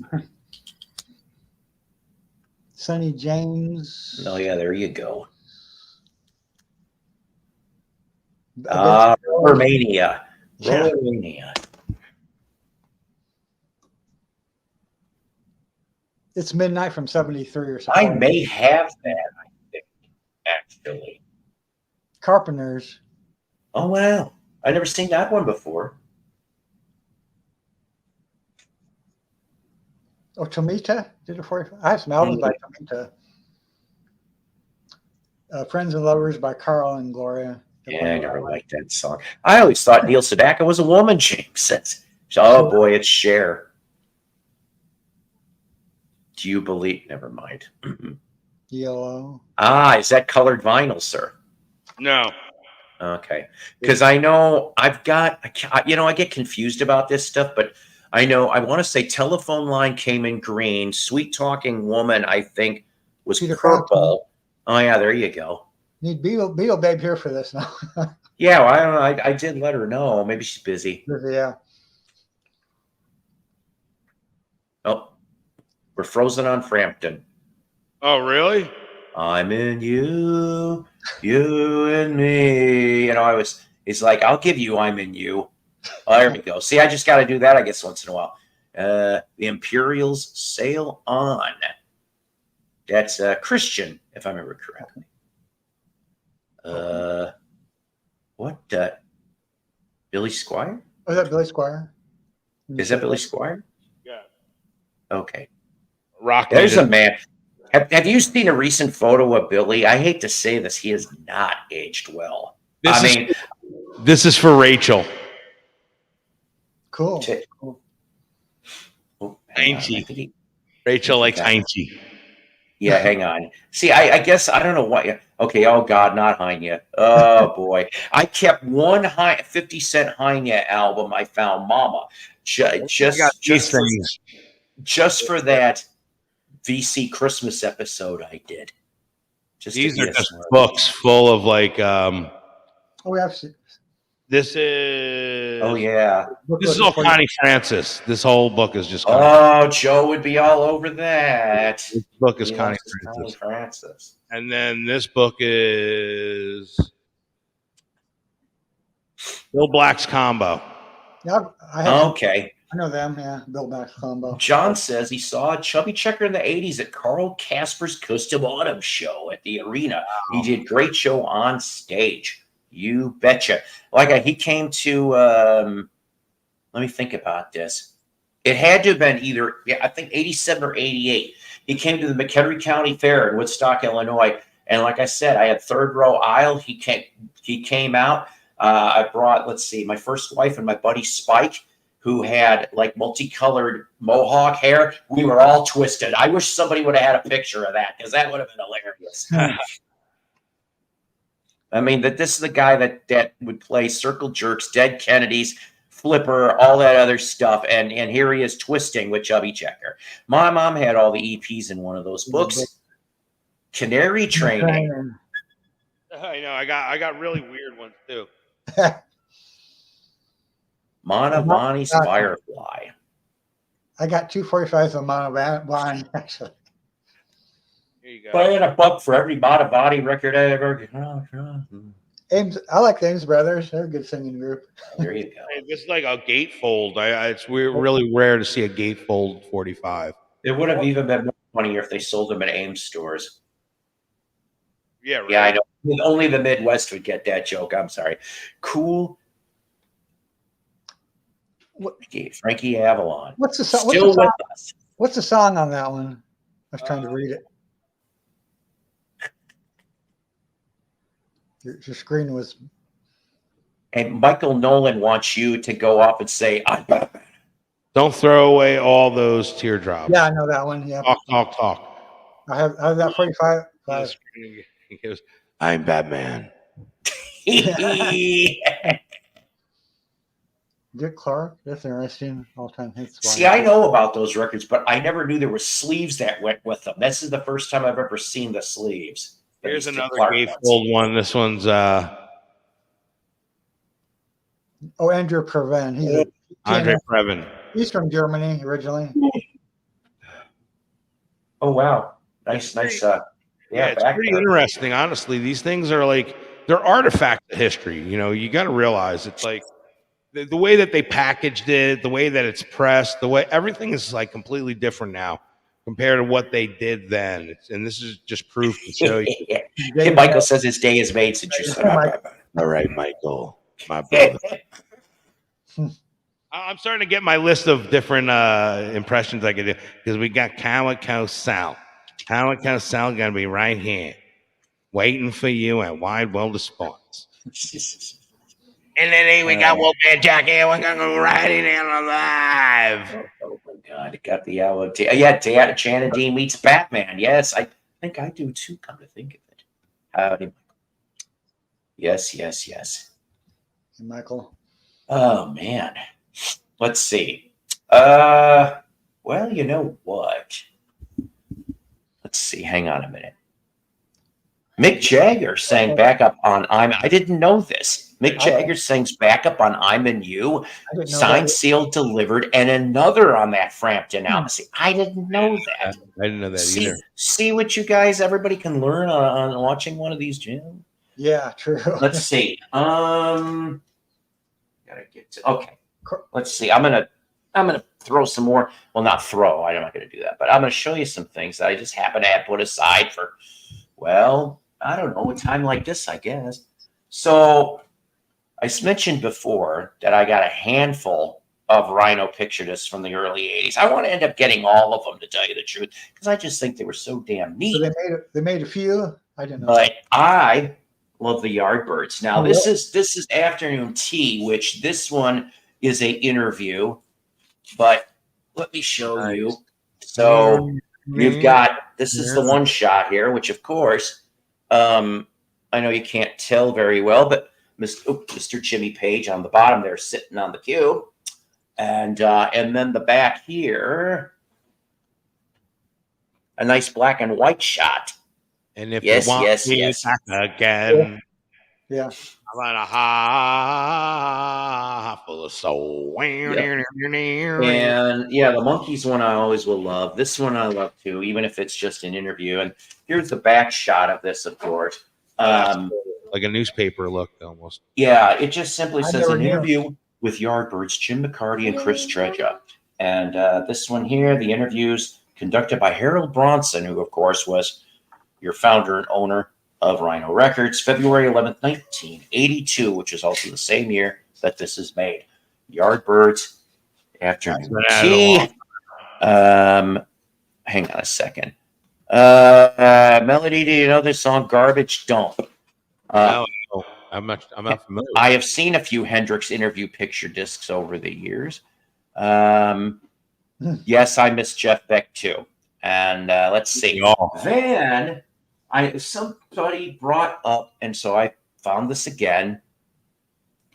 My copy of Marty Friedman and Jason Becker's Cacophony. I always called it Cacophony. Speed Metal Symphony, front and back. That's fantastic. I tell you, we wore that when we were younger. I feel so bad about Jason. Oh, I mean, what the hell? He did not deserve. No way. He's still alive too. He's still alive. He is still alive, and he did many, many years later crank out a solo album. It is surprising to know. You would think in this day and age now, like that, there's ways to help him. So then this next one. Yeah, remember that these were some of the ones I think I told you guys that I bought the grandkids collection, the deceased grandkids collection. This is some of the stuff. That was one of them. Here's another one. This one here, 1987. This is a band that, well, you'd think that would have made it. So I remember them. So you have all those guys. You got Mark St. John, of course, from Kiss, and David Donato. Now, David Donato, you may not know who that is, but get this. So after the Ian Gillan album for Black Sabbath, the Born Again LP, he, of course, went back to Deep Purple. So in 84, they tried one last stab at trying to get somebody. Well, it's kind of funny because it went... it was just really weird, but David Donato he becomes the next singer of Black Sabbath. And in 84, the lineup was David and Tony and Geezer and Bill Ward came back. Go figure, very briefly.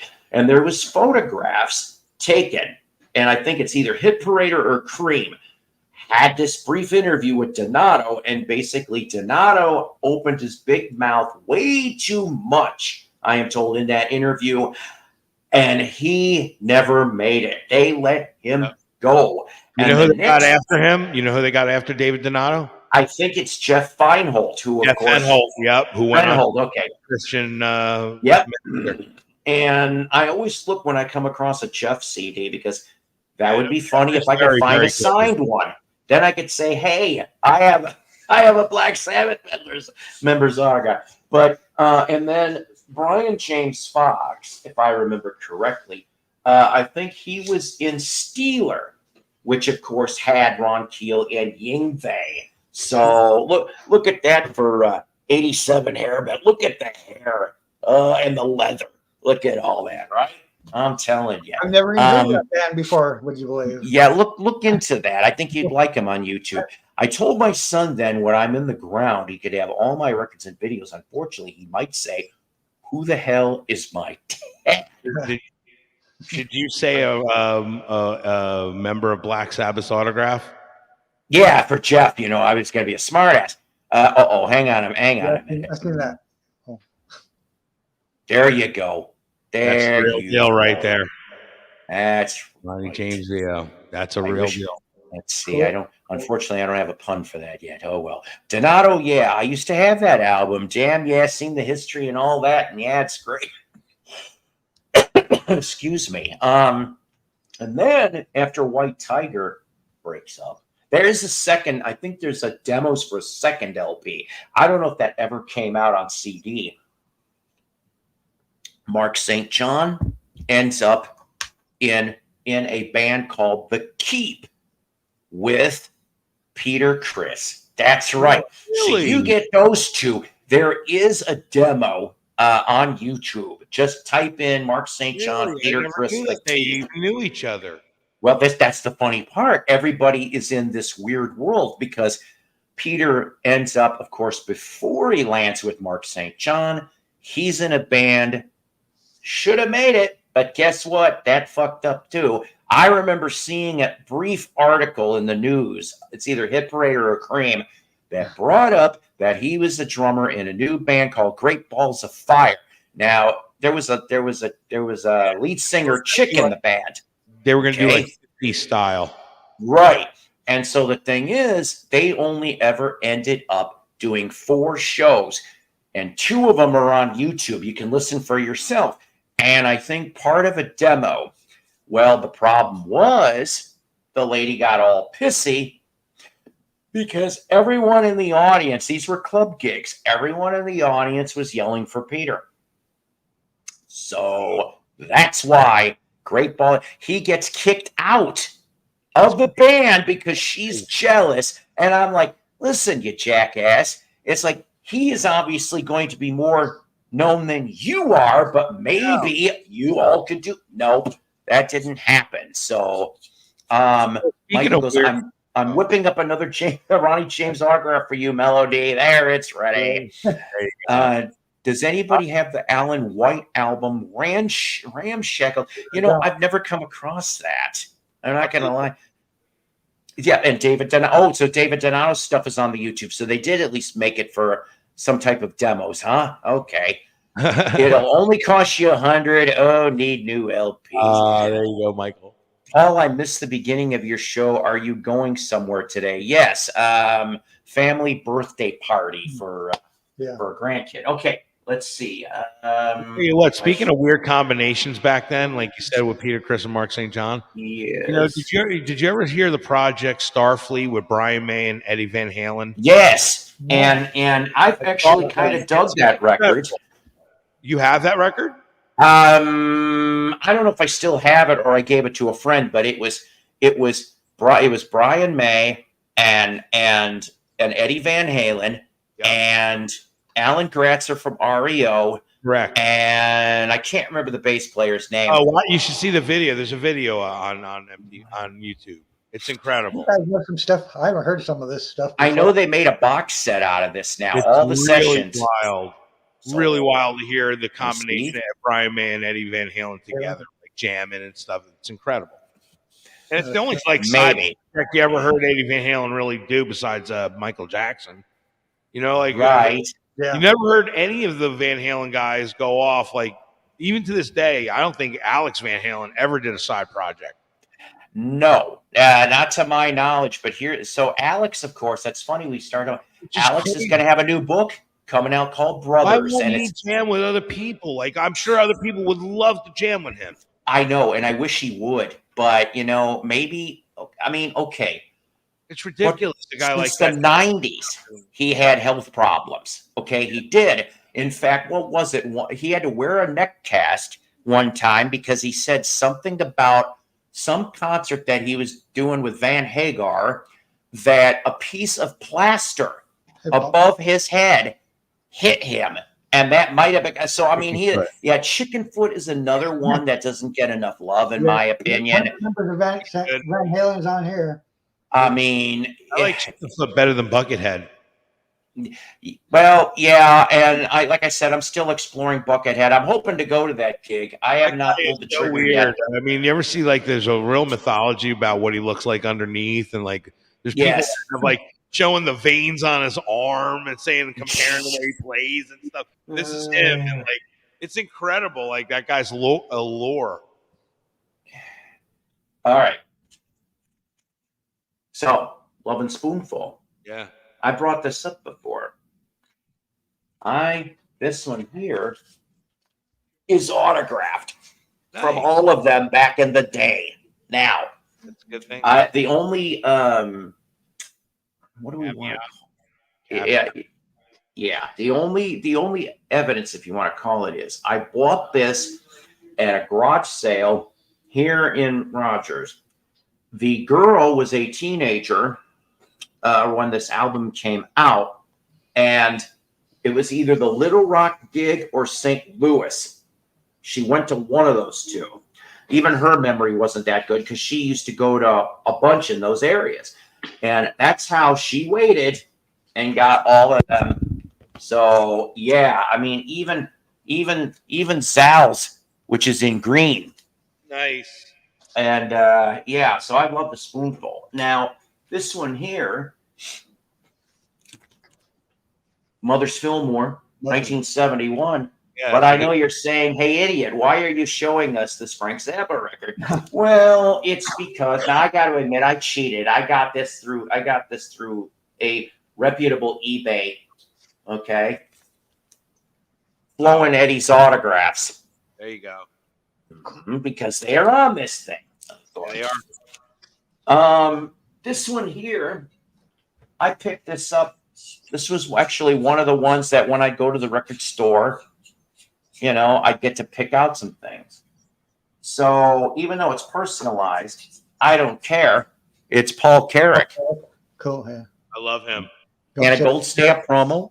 Tempted by the fruit of another. This one is from '87. So Shed Tear is a big hit off that one. Yep. Yeah, yes, that's right. And side 2. Paul's on vocals, Wicks on keyboards. And if I remember correctly, that's the same Wicks that would end up in Paul McCartney's band. Now, Peter Van Hook, that name sounds familiar to me. He's on drums. Was Van Hook in Focus? I can't remember. Tim Renwick, and he's been in a bunch of bands, including Quiver and Sutherland Brothers. Let's see, anybody else on here that I know? Nope, I think that's pretty much it. But so yeah, signed Paul Carrick. The only thing wrong with it, whoopee, a little tear on the top. Who cares? I get a Paul Carrick. Now, I've brought it before. Okay, James. Yes, please call after I have something to tell you. And then I've mentioned before that I met Roger Dean at that Yes tour in 2019. Yes Light. But I think this is one I haven't shown. Classic Yes, signed, of course, by Roger. And here's, of course, your front. I love Roger Dean, man. Yes, I'm telling you. I hope I get to meet him again. Yeah. He really is one of the greatest album artists of all time. This one, of course, from '81, just after the band broke up. The first, well, now you know what I'm getting at. So, I mean, you've got here Heart of the Sunrise, Wondrous Stories, Yours Is No Disgrace on side 1. Side 2, Starship Trooper, one of my favorite Damn Yes songs. Long Distance Run Around, The Fish, phenomenal. And You and I. I'll tell you what, man, any of those songs, try to play those songs on a guitar. They're like, Steve Howe is such a master, especially something like Long Distance Run Around. Mm-hmm. Those runs that he does in that are just so technically incredible. Psycho, spot on that Peter, Chris, and Mark St. John band, no lie. I saw a Balls of Fire show here in LA. Jeez, that's pretty damn cool. Yes, everyone shouted for the Catman. She went on to obscurity. You betcha. Yeah. I mean, even the husband, because that was their band. Even the husband is going off and he's going to his wife saying something like, "You don't understand. This is Peter Chris. You can't be all about you." Didn't matter. She didn't want to hear it. That's why it stopped. I'm going back to Kathmandu. Yeah. I'm a big fan of this band. I've never had an OG of this. And I only have an OG of the first album. I am looking for the second and the third. But this one here, yes, a wonderful Rhino. Cool. Rhino reissue. Open My Eyes is just incredible, man. And first so one. Yeah, first one. yeah, and so Oh, look at that. yes. And it's very clean. And the thing that I'm told, and if there's anybody that's a huge Nas fan, and if I'm wrong, correct me.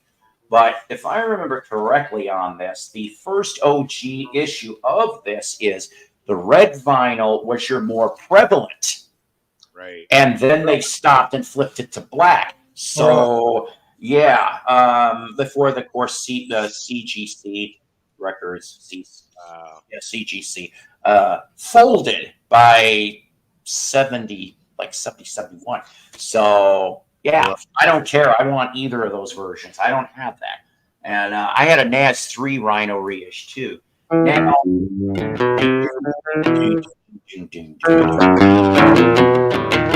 Love you the wave of the fountain, and the haze I was wandering around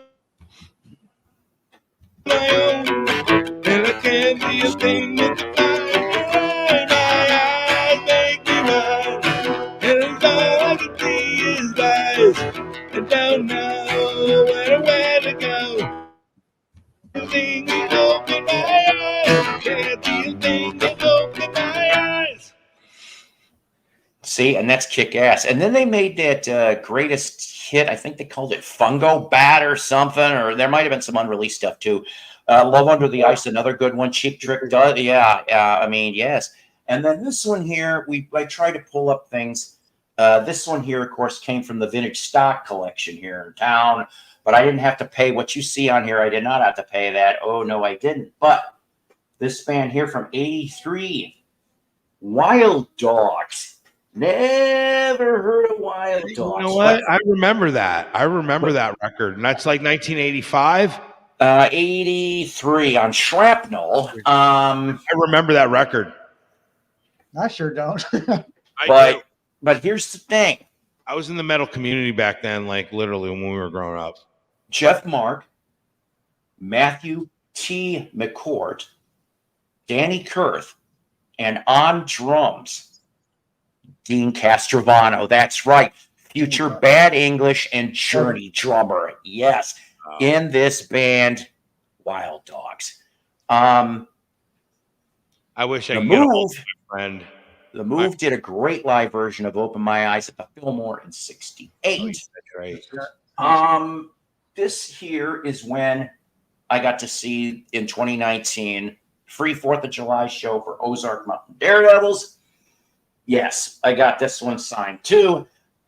The third autograph is from the latter member who joined from this one on. So you basically have 2 original members left and the third member who carried on from like 77, 78 on. Now, this one here, I am told, took over a year to get this signed, and everybody signed it except one. Well, no, maybe Donnie too. So, yeah, you already know the hint. Osmonds. This, yeah, mostly signed, and like I said, it was during on that. It was during a Vegas residency. We start out, it's a double album. We start out with One Bad Apple, Sweet and Innocent, Ain't Nothing Like the Real Thing, Love Me for a Reason, Are You Lonesome Tonight, Come On Marianne. That's side 1. Side 2, this is going to be a mix of everything, really. Side 2, Puppy Love, Down by the Lazy River. This Is the Way That I Feel, Long-Haired Lover from Liverpool, Let Me In. Record 2, I'm Leaving It All Up to You, Go Away Little Girl, Crazy Horses, track 3, LP, side 1 and 2. Back on the Road Again, Too Young, Going Home, and then we finish off side 4, Paper Roses, Hold Her Tight, Morning Side of the Mountain, Yo-Yo, and The 12th of Never. That's right, for your Osmond's Greatest Hits, signed by everybody but Donnie and I don't know. I lose track on. You got Marie's on there? Marie is, hang on. It was kind of funny, though, that they got this. Yeah, she just wrote it as Marie. But, yeah, she, it's kind of neat that, you know, he wanted it all signed the same way. Oh, I'm sorry. I didn't mean to. Did you just drop in? I feel bad. Hopefully you didn't stay very long, sir. Hey, brother. Oh, there he is. I just dropped in to see what condition my condition was in. I knew that. Somehow I knew that was coming after you said that. Yes. Yeah. I'm almost done. Hey, Mello. How you doing, Dave? Hey, Michael. I'm doing good. So, Marshall Tucker Band. This was about 2005, 2006. So, of course, Doug Gray being the only original member left, but he did have some interesting other people. B.B. Borden, who's been drumming with him for quite some time, who used to be in Molly Hatchet and Mother's Finest. Right. Well, he also had for a few years the late, great David Muse. And so I got him to sign one of his Firefall albums. Yeah, Firefall was a good band. I don't care what anybody says. I play Firefall. I love them. Yeah, you are the one. But yeah, I mean, they were a good pop band. Yes, Firefall. David Muse, Mark Andes, Michael Clark. I mean, you've got Burrito Brother people. You've got a couple Birds, a member of Spirit. I mean, for God's sakes, you get everybody. Someone in that band was from Boulder, Colorado. Firefall. I heard. I love their name too, and then the way they got their name. It's like an Indian ritual. It really is. That's So I don't know. Okay, this is like the third or fourth album I've come across, and I know some of you people are going to laugh, but I don't really care. When you can find for 50 cents a signed Boxcar Willie album, Are you kidding me? he sings Hank Williams and Jimmy Rogers. So yes, signed box. This is the third or fourth one over the years down here I found. And of I'm course, more of a fan of Boxcar Bertha myself. There's a movie, I think. why was she called that? Because something was maybe bigger than a boxcar. So, anyways, Nasty. I know. I never said I was nice. So the thing is if I remember correctly, one of the first appearances of Boxcar was on The Gong Show. That's right. Oh, really? Kind of half got his start on The Gong Show. Now, another California 80s tramp. I never heard of these guys either. I'm not, once again, from the Dead Grandsons collection. I may have dated a few of them. Yeah, there you go. But yeah, I mean, Paulie Andrew, Troy Edwards, Bobby Reno. What a name, Bobby Reno. That sounds like a porn name. And Donnie Ray on drums from the Trailer Park. No, I'm teasing. And then lastly, of course, you know, we talked about this a couple episodes ago. In my opinion, the last decent Boston record. Yeah. Absolutely love that record. Now, you know what? I just picked up Boston's first album on Patrick's Auction, and it was delivered yesterday. It's still in the box along with George Harrison's All Things Must Pass, and I'm keeping it in the box because I'm going to be doing kind of an unboxing for a video on my channel. But awesome. God, you know, Tom, talk about a guy who did it right and did it right with no freaking help whatsoever, you know. Schultz, right? Yeah. This is a gatefold. We talked about this before. That this gatefold pretty much started a little lawsuit because, as you see here, I'm not going to. I mean, this is how close we are. So you see, performers worthy of note: Brad Delp, Tom Schultz, Jim Bastia, and Gary Peel. Hey, Paul, what song is this? Not mentioned on here at all. He had to go to court. And what happened was, so the second, I mean, I guess you could still have a first press, but your second was a sticker that would be put underneath Gary Peel. It said Smashing Drums. Oh, my God. Because he's on almost all of side one. Because when Sip was in the band, this album was originally recorded or started recording in 81. The album was supposedly finished by 83. Lawsuits took 3 years to get this damn thing put out. Really? And I mean, basically everybody but Barry Goodrew had some hand in this. Cool the Engines is co-written by Fran Sheehan.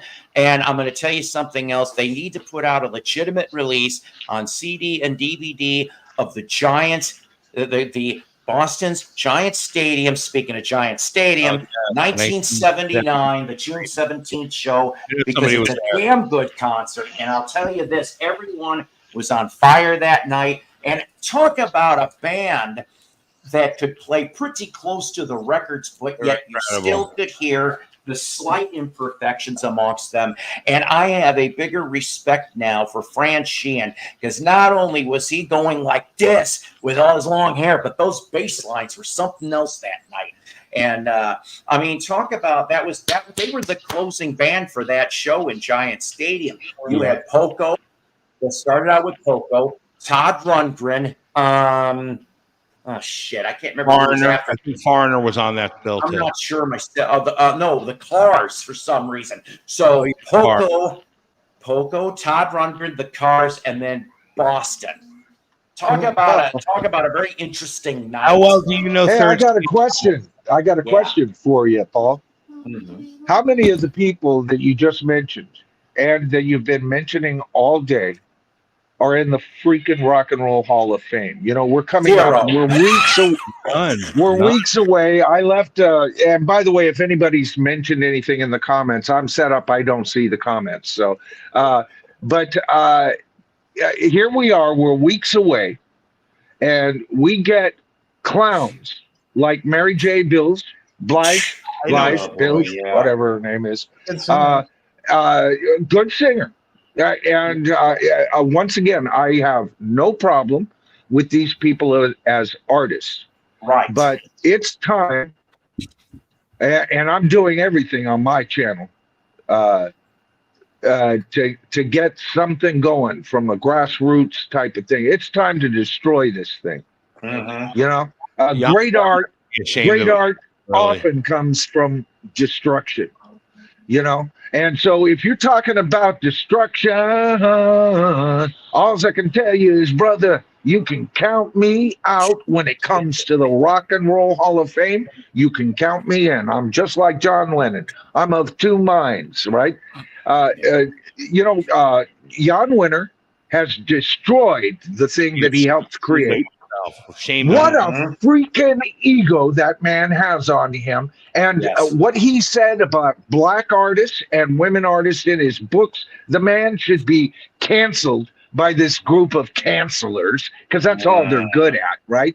The Rock and Roll Hall of Fame needs to freaking fire every damn person that's on their nomination committee and everything. You know, what they've done with Foreigner this year. This is an apology and nothing more than a freaking apology. And it's not even a real apology. What they're doing is they're distancing themselves from yet another clown who has done nothing but cancel true rock and rollers his entire freaking career. That man tried to fuck Paul McCartney in the ass, and sorry, Paul, but he did. You know what? That man sat there and for years on John's lap going, oh, yes, and what else do you have to say bad about Paul? You know what? In Rolling Stone, they were going to give Paul McCartney's Ram album a good review. He put a kibosh on that and told the writer to make it a bad review. That album for decades, all the monkeys in the zoo all sat around saying, oh, yes, that's a horrible album. Now, you know, for the last 15, 20 years, though, those same freaking monkeys are all claiming out of the woodwork how great of an album that was. And I knew it was an album that was fantastic when I was 15, when I freaking bought it. That man is bad news. That organization is bad news. It's time to take it back, people. Now, for all you people out there that are saying things like, it's just a television show, and they should just change it to the Music Hall of Fame. Bullshit.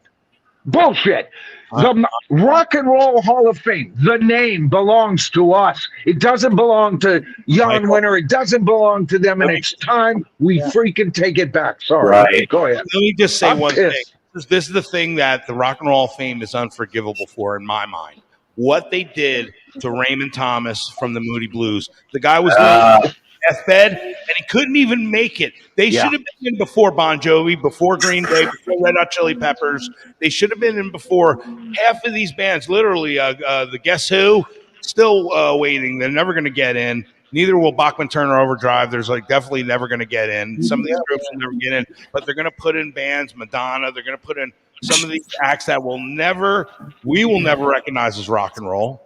Another one, Melody. What about, and now I'm stepping into territories, but I don't care. I don't freaking care. I'll step into any freaking territory I want. What about, I just did a video on them. I spent a whole afternoon listening to Mary J. Blige and what's the rap? They're actually hip hop jazz that's being nominated. And everybody's going, well, no, they're kind of like hip hop rock. Bullshit if they are. They are not. Okay. We don't put baseball players in the Boxing Hall of Fame, and we don't put football players in the hockey hall. Amen. A freaking man. All right. And everybody goes, Oh, Michael's on it too much. Michael, you know what, Michael? You need to give it up. It's just what it is. Accept it for what it is. Bullshit, if I will. We're talking about the greatest art form created in the 20th century, barely beating out the blues, because the blues became rock and roll. Okay? All right. Created by black people. And hip hop and rap are about as blues oriented as my Aunt Petunia. Okay, let me tell you why hip hop and rap have no connection to rock and roll, and blues does. Blues came out of the fields. Blues came out of forced labor. Blues came out of a whip to the back. Okay, and all of these inner city nimrods with their beat boxes and their techno, let's drop and I've done tons of recordings with drum loops and shit like that, so I know what I'm talking about. I am an engineer, a recording engineer. I am a musician. I am a singer, songwriter. Yeah, Michael. And none of them know what the fuck they're talking about.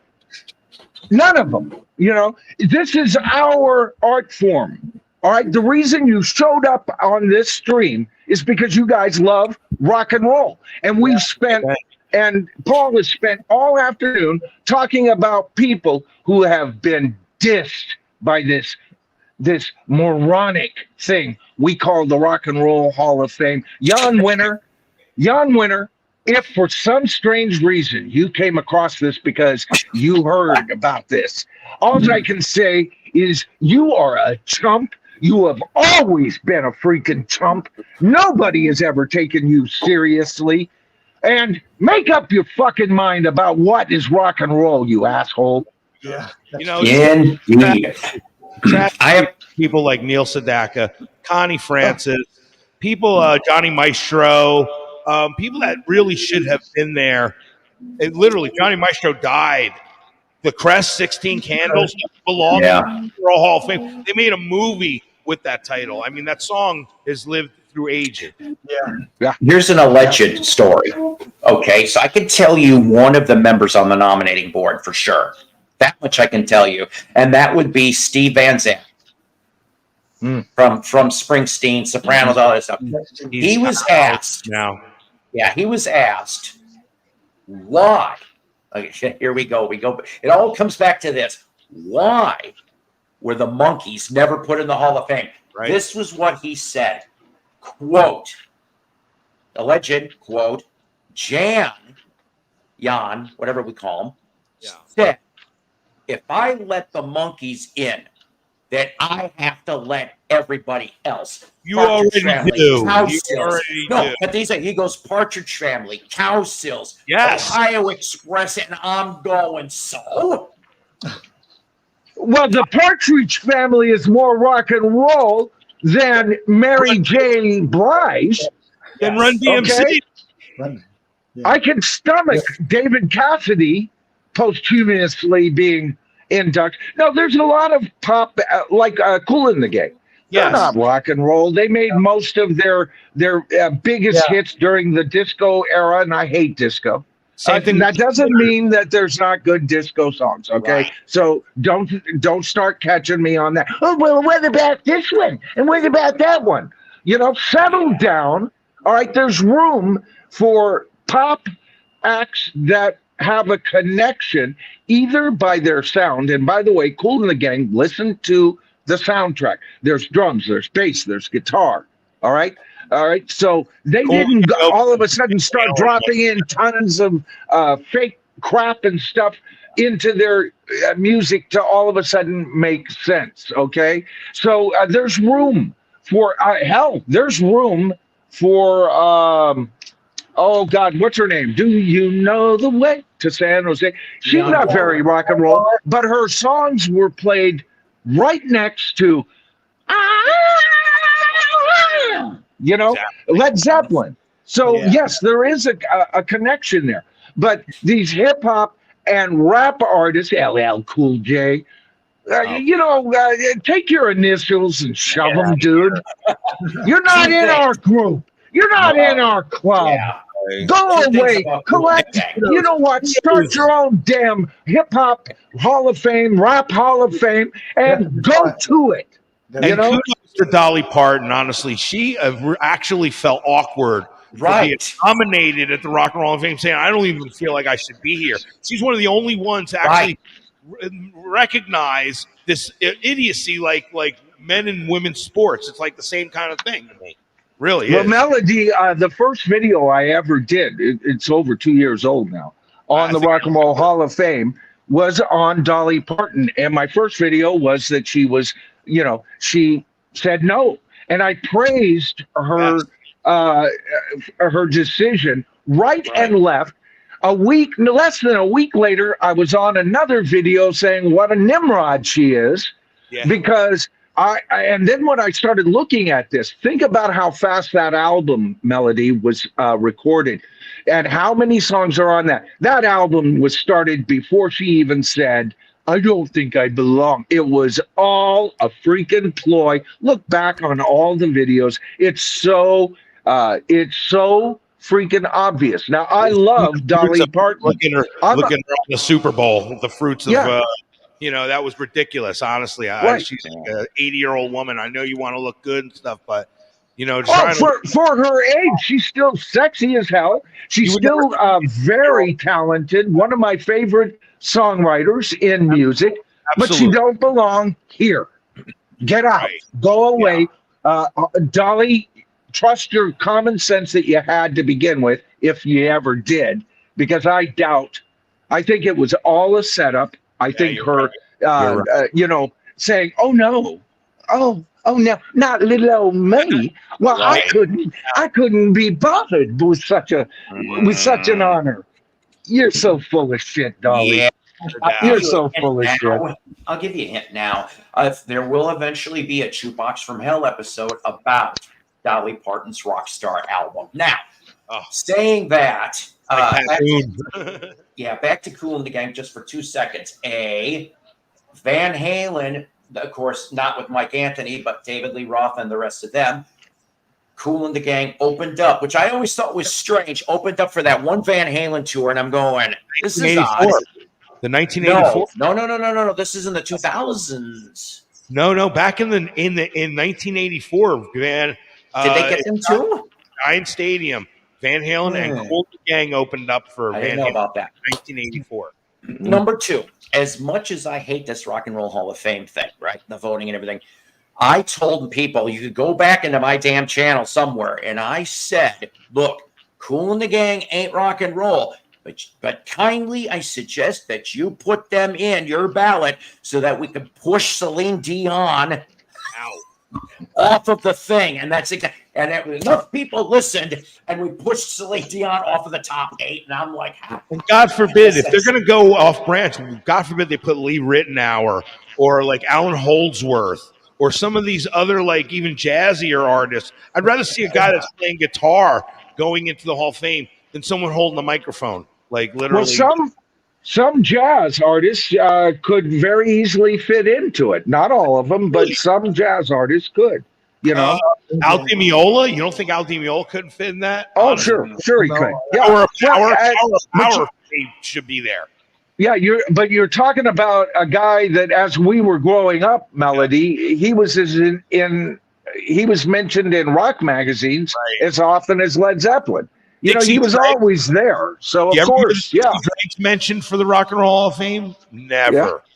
Yeah. No, it's become a joke. And this year, I even said that this year's list is actually an improvement over past year's list, but it's still bad enough. I didn't even see this year's list, honestly. I have to look at it. Yeah, I'm trying to remember the name of the hip hop band that I was thinking of. They're big. I'm just not thinking of it right now. But there's, of course, Kool and the Gang, and then we have Peter Frampton. We've got Foreigner. We have who else? A Tribe Called Quest. Ozzy Osbourne. A Tribe Called Quest. They're about as rock and roll as. Oh, God. I looked them up. I listened to them, and then I go, well, what does Wikipedia? That's what I call Wikipedia. Is Wikipedia because don't get me started about who's behind that. But anyway, that's almost as fake as the Rock and Roll Hall of Fame.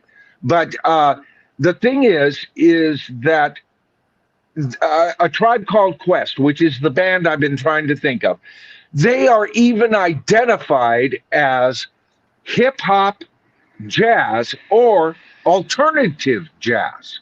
So, they don't even know who they are. They're trying to get them out of here, man. It's the same thing that MTV kind of did. They're trying to make rock and roll like a culture kind of thing instead of what rock and roll means to us as tangible music that moves our soul, that is freedom and all kinds of stuff. For them, it's this MTV rock and roll, like it's a fake version of rock and roll. So it's just the attitude of rock and roll. If you're it's more. Yeah, that's what they're trying to associate, and that's why they're putting rap artists in there because, in essence, they're still rock and roll, and it's like, yeah. Well, it's even worse than that, Melody. They, their whole thing is take a look at all of the take a look at Apple Music, take a look at Spotify. Don't tell me there isn't a concerted effort to turn us all on to world music. We're all just one happy family. Right? And that's what's happening. Right? So we don't know what's good for us anymore. Now we have people like the Rock and Roll or organizations like the Rock and Roll Hall of Fame who do all our thinking for us. Not me. No idea. You fucking morons. Not me ever. The new thing coming down the pike now, Spotify and Apple Music and Amazon, they're starting to have AI artists that we don't even ever heard of. I hate AI. You're never going to notice that it's a real artist or not, and they're doing it, and they're getting sued for it. It's literally. Well, they should be. I don't get. Well, they're training the AI. That Suno, they've trained Suno. Suno is an AI.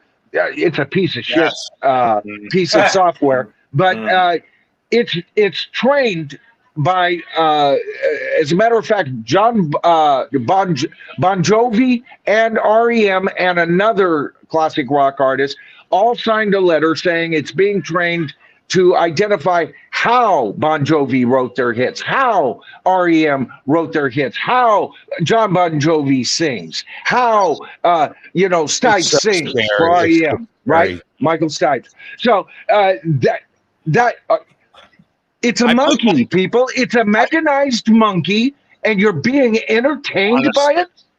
Anybody who's entertained by that, all of these. And I'm not going to mention anybody by name, but there is a ton of content creators embracing the shit out of that. What's wrong with you people? You can't create your own freaking content. You've got to, Raging Tomato. I put my own voice in it. Lazy. It was so scary to hear what this thing would spit out. It would spit out my own voice, saying things I never said. And that if you would have played it for me 5 years ago, and literally I put it in there, it split a boombox recording between me and my drummer. It started playing my drummer's drums like you recorded it back in 1987. The same tone, you couldn't tell where the AI started and his drumming began. And you would have fooled me if I said 5 years ago someone brought this tape out. I would have been like, I don't even remember recording this, and I would have been convinced it's me. That's how and because you're fooled, and on top of all of that, you're fooled first of all, and you're fooled. Yep. You are such a child, and I'm not talking to people out there who are listening to us, or maybe I am. You're such a child that you're entertained by it. I kind of fit that symbol too in some way, because here I am messing with it, because you know why? They tell you if any musicians nowadays, anybody that's not trying to take advantage of these tools, you will be left behind, because the guy next to you will be advanced. Melody, they're already left behind. You're already left behind, brother. Come on. Absolutely. That's why I bring up the point, because this is what they're going to do, steamrolls. Hey, baby. Yeah, but don't play their game. Don't play their game. Rock and roll ain't about playing their game. Rock and roll is about playing our game. right? Amen. Yeah. I like that. How you doing, Jen? Then All right. I love your name, by the way. Nicola. My daughter's name is Jen. So Aw, good taste. I'm going to tell you Yes. something, all of you people on panel and in the audience, okay? What Michael has just got done and saying yeah. is a pure prime example as to why the hell this channel and his channel and a lot of other people's channels exist, because we have to keep the spirit of rock, the spirit of true music also alive. This Amen. is, and because what's going to, that's what's going to happen, unfortunately. What you're touching on examples. God, people, go see it. Go to a bar. Go see a concert. Go to a rock concert. Go start your own damn thing on a corner. Somebody keep it going, because that's the only way. Because once it goes to beep, boop, boop, boop, we're screwed. Okay, that's all there is to it. And this here is examples of the passion of what the love of music and the creation of music is. And we need to keep that banner running. That's all there is to it. And so, Michael, I have intelligent people on this panel. I have intelligent people in the audience. Yeah. We are a bunch of intelligent people, and I hopefully would like to think that, at least in their opinions and in the spirit of things, that they're going to know what is reality and what an illusion is. So, yeah. Right. See, AI is bullshit. That is right. Oh, what AI And I'm- happened this time? Well, it's in general. Oh, It's okay. in general. Grand illusion. Yeah. Said it. I'm all for everybody being fans of A Tribe Called Quest. Mary J. Blige deserves her fanship. I listened to both those artists before doing my latest video on the Rock and Roll Hall of Fame, and I could tell there's talent there, certainly with Mary J. Blige. All right, One of and the female vocalists of that era. I have no trouble with people liking these artists. I have no trouble with them having their own fan base, being in another Hall of Fame, but they're not rock and roll. I am sick and tired of being the little boy grabbing onto mommy's skirt and going, but mommy, the emperor ain't got a stitch on. Okay? I am so sick and tired. And so a lot of people would get discouraged. As a matter of fact, I got so discouraged, I hardly did any videos on the Rock and Roll Hall of Fame earlier this year when they put out that list. But I'll tell you what it is I'm not gonna, I'd rather die than give up my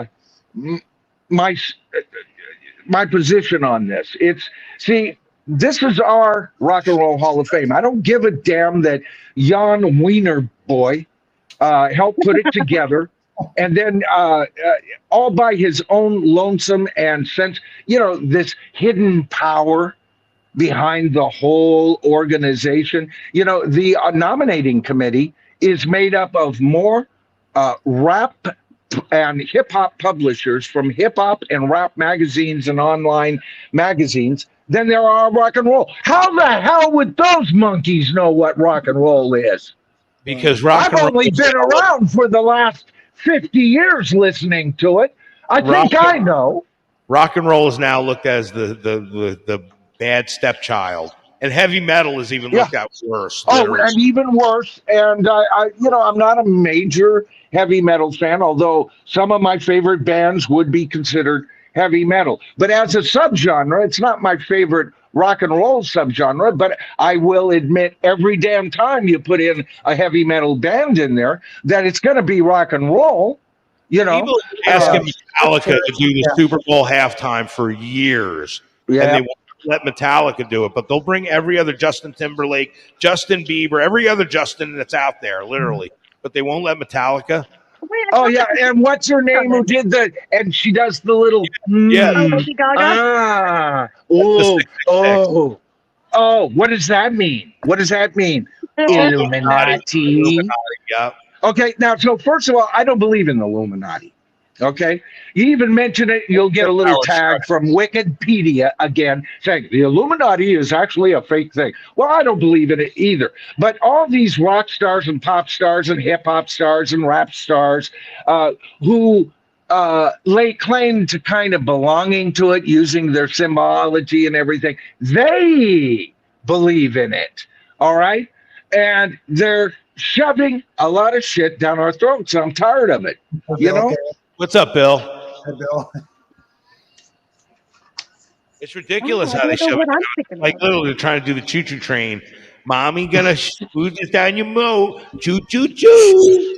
Yeah, yeah, You know what exactly. happens when people are starving? They will go to the garbage can to eat. And this culture is starved for real substance. So they're going to Good go to the garbage analogy. I can. like it. That's Yeah. what they're going to do. And it's a shame Yep. because we're watching it melt before our eyes. When we would say back in the 60s, 70s, any artist you would say, if I said James Taylor, you'd say, wow, he's phenomenal. If I said Steely Dan, you'd say incredible. If I said Pete Townsend, if I said, Meatloaf, if I said Steve Miller, if I said Ella Fitzgerald, like anybody from that era, you would say phenomenal. You can't say that about today. You No, really can't. Right. no, you can't. And that's, current albums by these artists outsell current rock stars, but they don't outsell classic rock. Okay, classic rock, especially when it comes to LPs and all of that, that's top of the food chain still, and we got to be careful. I don't care that rock and roll isn't king honcho anymore. Like Mariah, I didn't like it because it was the most popular thing to begin with. I liked it because it said something to me. These people don't say anything to me, but if they say something to you, that's wonderful. But make up your own damn Hall of Fames, stay in your own fucking yard, and leave the rest of us alone. Damn. Tommy Patillo from the Duprees, he started a club, the East Coast Rock and Roll Hall of Fame. And it was going to be about like anybody from the East Coast, but it was all going to be relegated to a lot of doo-wop stars and other guys that the Rock and Roll Hall of Fame would never, ever recognize, that were on the foundation of rock and roll. Honestly, the guy, again, like Neil Sedaka, Johnny Maestro, Jimmy Beaumont, like the list goes on. Some of these guys that have never gotten recognized. And I never heard whatever happened to it. That Frankie Valli was going to be one of the first inductees. It was going to be based in New Jersey, supposedly. But somebody they should really redo a new Rock and Roll Hall of Fame in the finger to these people. If you get a band. Right, and make it a rule that anybody who's on the nominating committee is directly connected to rock and roll. And I'm sorry, hip hop artists and rap artists, you're going to be. You mean a band like Kicks don't belong there? They've been in there 35 years, 40 years. Oh God! A guy Striper's still going strong. Like they should be in there.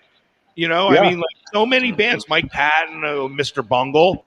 Let's go down the list. So many guys have been there for My years. boys still aren't in there, so. Yeah, we were talking about them earlier. They are one of the biggest travesties. The Guess Who, Bachman Turner Overdrive. I think Steppenwolf isn't in there.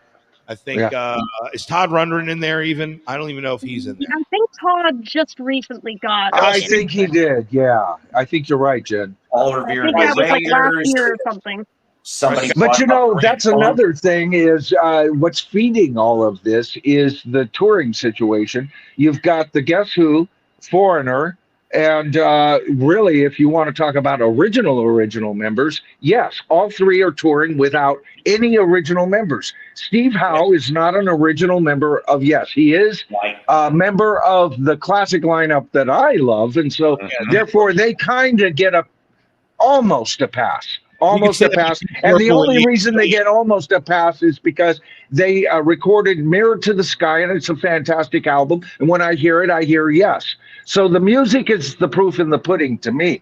But right after I got off your stream, somebody was typing in, well, actually, with the Guess Who, the drummer is still with them, and he's the one that owns the name. No, the drummer does not own the name. It was the bass player they fired, right? And he was going to do a special one-off performance, and he asked Burton Cummings and Randy Bachman if they would be okay with him doing it. Then he looked and found out that, like a lot of bands back in the day, they didn't know shit about Shinola, and they didn't trademark the name. So he trademarked it real quickly in his name.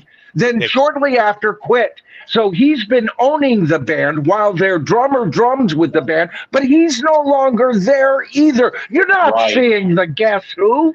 You're seeing a bunch of people in masks. You know, what a joke. What a freaking joke. And you want to pay for that shit? You know, and then tell your friends you went and saw the Guess Who. You didn't see the Guess Who. If you've seen that incarnation, you show up at a party I'm at, and I'll be glad to tell you and every other person in that room how wrong you are. All right? You haven't seen the Guess Who. That'd be like The seeing Guess Too Who's Fast and dead. then saying, "Oh yeah, I totally saw the Beatles." It's like, no, you didn't. Yeah, exactly. Oh, I saw Paul and Ringo on stage one time. So I saw the Beatles. Yeah, right. A Beatle. But the fact is, you know, people will steal names all the time and steal trademarks and stuff. The guy from LA Guns, Tracy Guns, was having a big war with Steve Brown, the drummer, who actually stole the LA Guns name out from under Tracy Guns. How do you do that? It's named after him. How do you do that? Right? By the way, so go get, because I listened to this all on YouTube. I'm going to get a physical copy. But Jack Russell's last project that he did while he was alive, Jack Russell, LA Guns, Medusa. That's the name of the album. That's right. You guys are going to love it. Artists that were once on the list but then removed after their first nomination: the Go-Go's, Iron Maiden, Tribe Called Quest, George Michael, and Joy Division / New Order, as well as 2024 nominees. Ridiculous. I can't believe we're in the twilight zone like this. Who's the chick? I guess she's got red hair. Cindy Lauper? No, she's a big hip hop vocalist, one of the biggest from the 90s. She's put out so many damn Christmas albums. I'm sick of Christmas. Mariah Carey. Thank you, Jen. Mariah Carey almost made the list this year. She's about as rock as a soft potato. They always try to outsell her, saying that she outsold the Beatles and Elvis combined. Literally. Well, and now they're saying the same thing about Taylor Swift. Okay, so here's how you figure out why Taylor Swift can never be as big as the Beatles. All right, they say, well, it's her album sales. All right, so first of all, you got to go back 50 years, and then you have a planet that had a population of about 3.5 billion people. How many do we have now? Close to 9 billion people. If she didn't outsell the Beatles, then she would only be showing that she's as non-talented as I think she is. All right? How could she not outsell the Beatles with twice as many people on planet Earth? And then everybody goes, oh, let's give her the... Yeah, she's an idiot. Remember the starving. What a freaking idiot. Fact. Hell yes. It's their garbage can, honestly. I'm so glad somebody is just speaking truth instead of just blowing all the smoke up Taylor's ass. Hey. I'm so sick of Taylor. Hey, Paul, you gotta rename this episode. You gotta rename it Michael Nolan Unleashed. Well, you know what, people, bro. I'm always unleashed, brother. I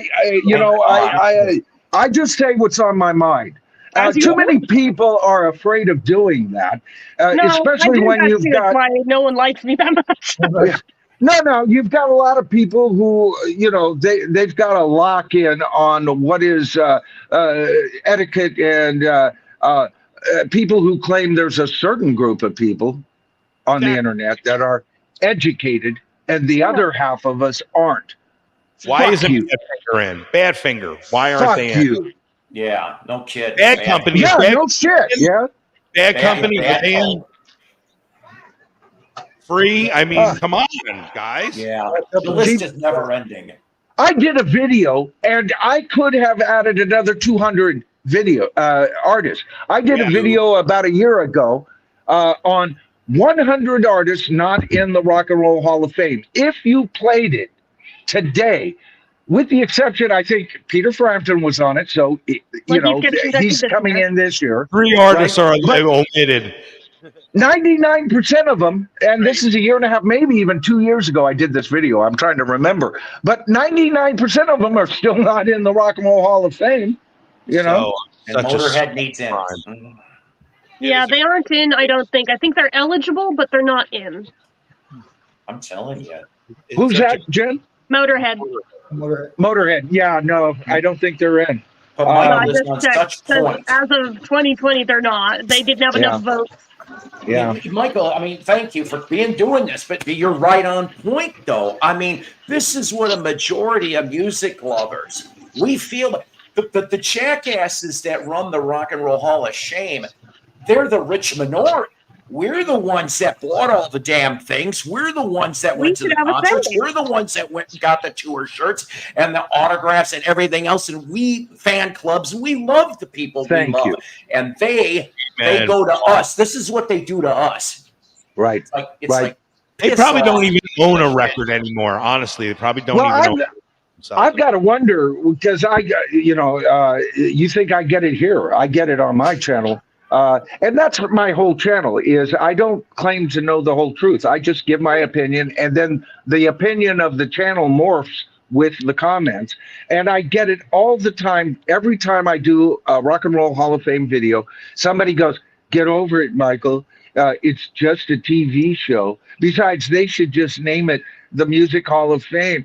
And to each and every one of you who have ever said that to me, you don't even know what you're freaking talking about, and you're giving up, and honestly, you're just going along to get along and I wish not make any waves. Well, here's the freaking wave maker, baby. Right. You don't like it? It's the principle of the matter. That's what it's all about. Damn right it is. Now that they have totally changed the rock and roll, it started as a good idea, just like MTV. But now that they forever changed it, just like the Twin Towers come down, forever changed the landscape of New York City. So this forever changed. They should just change it to the Media Hall of Fame, something. So we can start a real Rock and Roll Hall of Fame somewhere else. Honestly, Cleveland. Yeah. I love Cleveland and all, but maybe it should be like somewhere else, like that. Or keep the building, keep the name, keep the guitars, keep the glass cages, and throw out anything that has to do with hip hop, and put a list of people not welcome to come into the building, whether it's the Rock and Roll Hall of Fame show or just coming to visit. LL Cool J, you're first on the list. All right? All right? And Mary J. Blige, you're on the list too. How would we ever accomplish that? You know what I mean? And for LL, Mama's going to knock him out before he even gets into the building. Well, we need a billionaire to buy it up. Elon. We need a billionaire to buy it up, and then he just tosses or she just tosses that to Musk. Real rock and rollers. Elon Musk, please report to Psycho Splatters. If the freaking shoe fits, why not? They started out, the first few years of the Rock and Roll Fame. Save us, Elon. Save us. Never thought I'd be saying that. Back in I know. He's weird, but 87, 88, 89, 90, up until when the Beatles, up until 93, 94, that's when it started going awry. They started adding, Madonna was one of the first ones that they added in, and then LL Cool J was another one, Run DMC. They started adding all these nobody was making a furor about it, but up until then was like true MTV when they would play all rock, videos and stuff. No offense to Michael Jackson, but the whole thing was they wanted to keep it rock and roll. Once Michael Jackson came in, they were using racism as the barrier to break the door down. But literally, they also broke down the rock and roll door, too, because it wasn't like a rock and roll thing anymore. Now it's more universal music. So where are we left now? Changed the game. Where are we left now? Yeah. I still say 81 to 87 maybe was about the best years of MTV. After that, it went to shit. Absolutely. Iron Maiden on Saturday night concerts, literally the first week. Then the next week was ELO. And then the week after that was Motorhead. I mean, they were right on. Just like radio stations used to play live simulcast. Judas Priest from the Palladium. We used to get that kind of stuff. And now it doesn't mean shit to nobody. Literally, the Who said it, rock is dead. Now, I saw that comment regarding Mike Love. Are you talking about the same Mike Love that is claimed to write or co-write half the songs in rock and roll? That guy is a Nimrod. I don't like it. is. He's a whack. Mello can attest. Anytime Mike Love's name comes up on my live streams, it instantly turns into the "oh fuck Mike Love" moment for me every yeah. time. Oh yeah. That man. The fuse is lit instantly, and it's a very short fuse with He was me on him. pompous even back then. You could watch him literally in the 60s, and he had that look in his eye like he was like, I'm king of the world. And he let you know it, literally. Oh yeah, he laid claim to co-writing back in the USSR. And his whole story. McCartney's been asked that, and he just winks him on. McCartney is. I love McCartney, but he is such an ass kisser. He said that he's the one the ooh, that he said that's him. Yeah. It's like okay, right. Whatever, Mike. For McCartney, it seems to be over the last 10, 15 years, he's just trying to stay relevant by hobnobbing with whoever the hell is recording a song with Kanye West and Rihanna. I mean, come on, that was like that was the worst. I mean, I still remember. But I did like that song.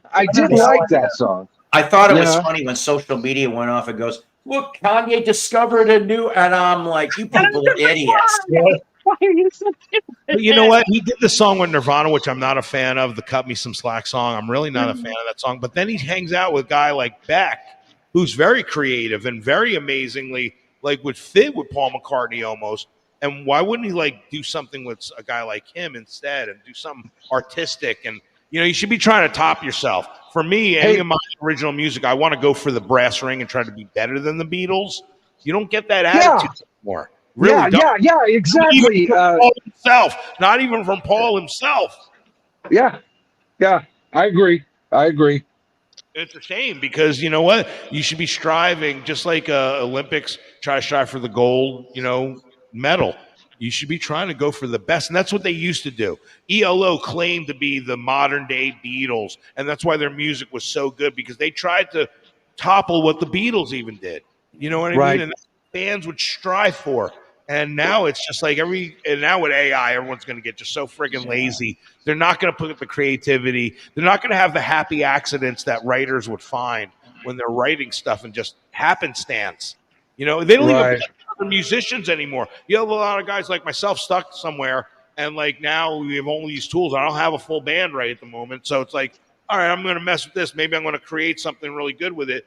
But it ain't the same as playing with a drummer, looking into his eyes, feeling the same thing that you're feeling, and that electricity. That's what it's the connection. It's gone. I'll tell you how we get rid of the Rock and Roll Hall of Fame. Just find out who spent time on Epstein's Island and fire them. Oh yeah, Jan himself. I bet he did. They'd all be gone because that's who is presenting you with your television delights, folks. It is the Inside Hollywood fools, right? There's an inside club, and I am so sick and tired of people who can't make their mind up until they hear what Ben Affleck has to say about it. Who the fuck cares about what Ben Affleck has to say? That man never has a bad day. That guy wakes up in the morning and he's battling alcoholism with porcelain toilets you only dream of. That's as bad when I battled alcoholism, baby, I was in a halfway house. Yeah. Fuck them all. Yeah, screw Ben Affleck and all that other bullshit. If there's any power couple that needs to be listened to, of course it's going to be Double B and Double D. Those two on the other. It's as bad as when Gal Gadot got Will Ferrell and everybody to sing Imagine. That is the most cringeworthiest thing that I swear. I don't know. We're in the Twilight Zone and the outer limit. I've never thought that we would wake up in the Twilight Zone the way we are right now. Oh, we are too. Mandela effect is real. Just by seeing the way things are changing, it's proven to me Mandela effect is real. Right. Well, it's all this one world approach. No borders, no nothing. We're all just one tribe, and we're not. And I'm speaking from a channel that says, welcome to the tribe. But see, my tribe is of like thinking people. My tribe are rock and roll fans. All right. I have a tribe from England. I have tribe members from England, Germany, Australia, Japan, the East Coast, West Coast, Canada, Mexico, Argentina, all over this planet, right? So there is a one world for you, but it's one world with one idea, okay? And anybody else that says that we have to give up what we were before to create something that has always historically never freaking worked in human history, screw it. Not me. Never. And that Not tribe in a is million years. Not in a that tribe- million years. That tribe is not called Quest either. No. No. See, I love the idea of a tribe of people or a family of people. I don't like tribalism. You may get it. You may get your wish because, like, if things keep like going in the direction that they're going, you're going to see factions coming together in quicker ways than you could ever. I mean, honestly, eventually it'll be turned into militias. But literally, you better start itemizing your neighbors, seeing who's around you, who even thinks like you do, because you might have to depend on them one day. Honestly. Yeah, I don't want to get into the politics. You know, I try to stay away from politics. I try to keep it focused on the music. And then when your fucking politics gets in my way, you can take those politics and shove them up your ass. Yeah. That's rock and roll, baby. That's Norman. Yeah. You know, I don't need it. I just don't think fucking he's need watching it. right now. He's in London, so Honestly, I don't give a damn if he is he or was not. with TV today. So But you know, I would think when Rachel was off, and you know, Norman said that he was going to take up the mantle. You know, Rachel is very even keeled. Rachel lets both sides of the coin speak. On Norman's show, you're not getting both sides of the coin at all. I pretty much just and got the following thing when he did I his. want it understood. I think Norman is a great content creator. Norman, I think love he's a smart man. I think he's intelligent. I think he has got some good taste as far as his music. Absolutely. Not, you know, talented, talented writer, talented photographer. I mean, like, amazing at what he does. But when he says that intelligent people, or actually, let me not say intelligent, because Norm will call me on that. He says that portion of group, and again, I'm going to stay away from calling it either this or that, are the educated people. Well, what is education, Norman? Well, that's like going to college and to getting your well, education also comes from life and what you learn from fucking life. And there's also autodidacts out there like me who get their education from reading books. And I went to college, but I don't claim college made me an educated man. I was an educated man decades, because I didn't go to college until I was well into my 30s, decades before I ever walked onto campus. All right? So, Amen. and then you start talking about global warming. Well, where are all your fucking thermometers stuck at? The hottest places on planet Earth, in the cities, underneath radiators, and you prove your fucking point that way? Now, I'm all for it. Now, I think we got to be careful with this planet, and we got to take care of it. And we've got to be careful of global warming and everything. But the whole it's been proven beyond a And on that note, I apologize, but I gotta finish this. I gotta go. And I love all you people. We've been 3 hours and 18 minutes. Brother. And I'm telling you, we almost had 30 people in here again. And I want to thank all my people up here on panel, along with Julian, okay, from Germany, and Metal Heaven, and Tim Smith from Rockford, Illinois, for Tim's Thrifty Music. Please sub to everybody's channels that happens to be here and there. And we're going to do this again Wednesday. Yeah, here's my little future here. This is my grand, and I have been trying to train him in the ways of rock and roll. So, yay, that's right. I love you guys. Take care. That's right. You silly. Take care. God bless. Always powered by coffee each and every time. We will be back. Thanks for having me on, and pardon my big mouth, folks. Thank you. We love your big mouth. It's really refreshing.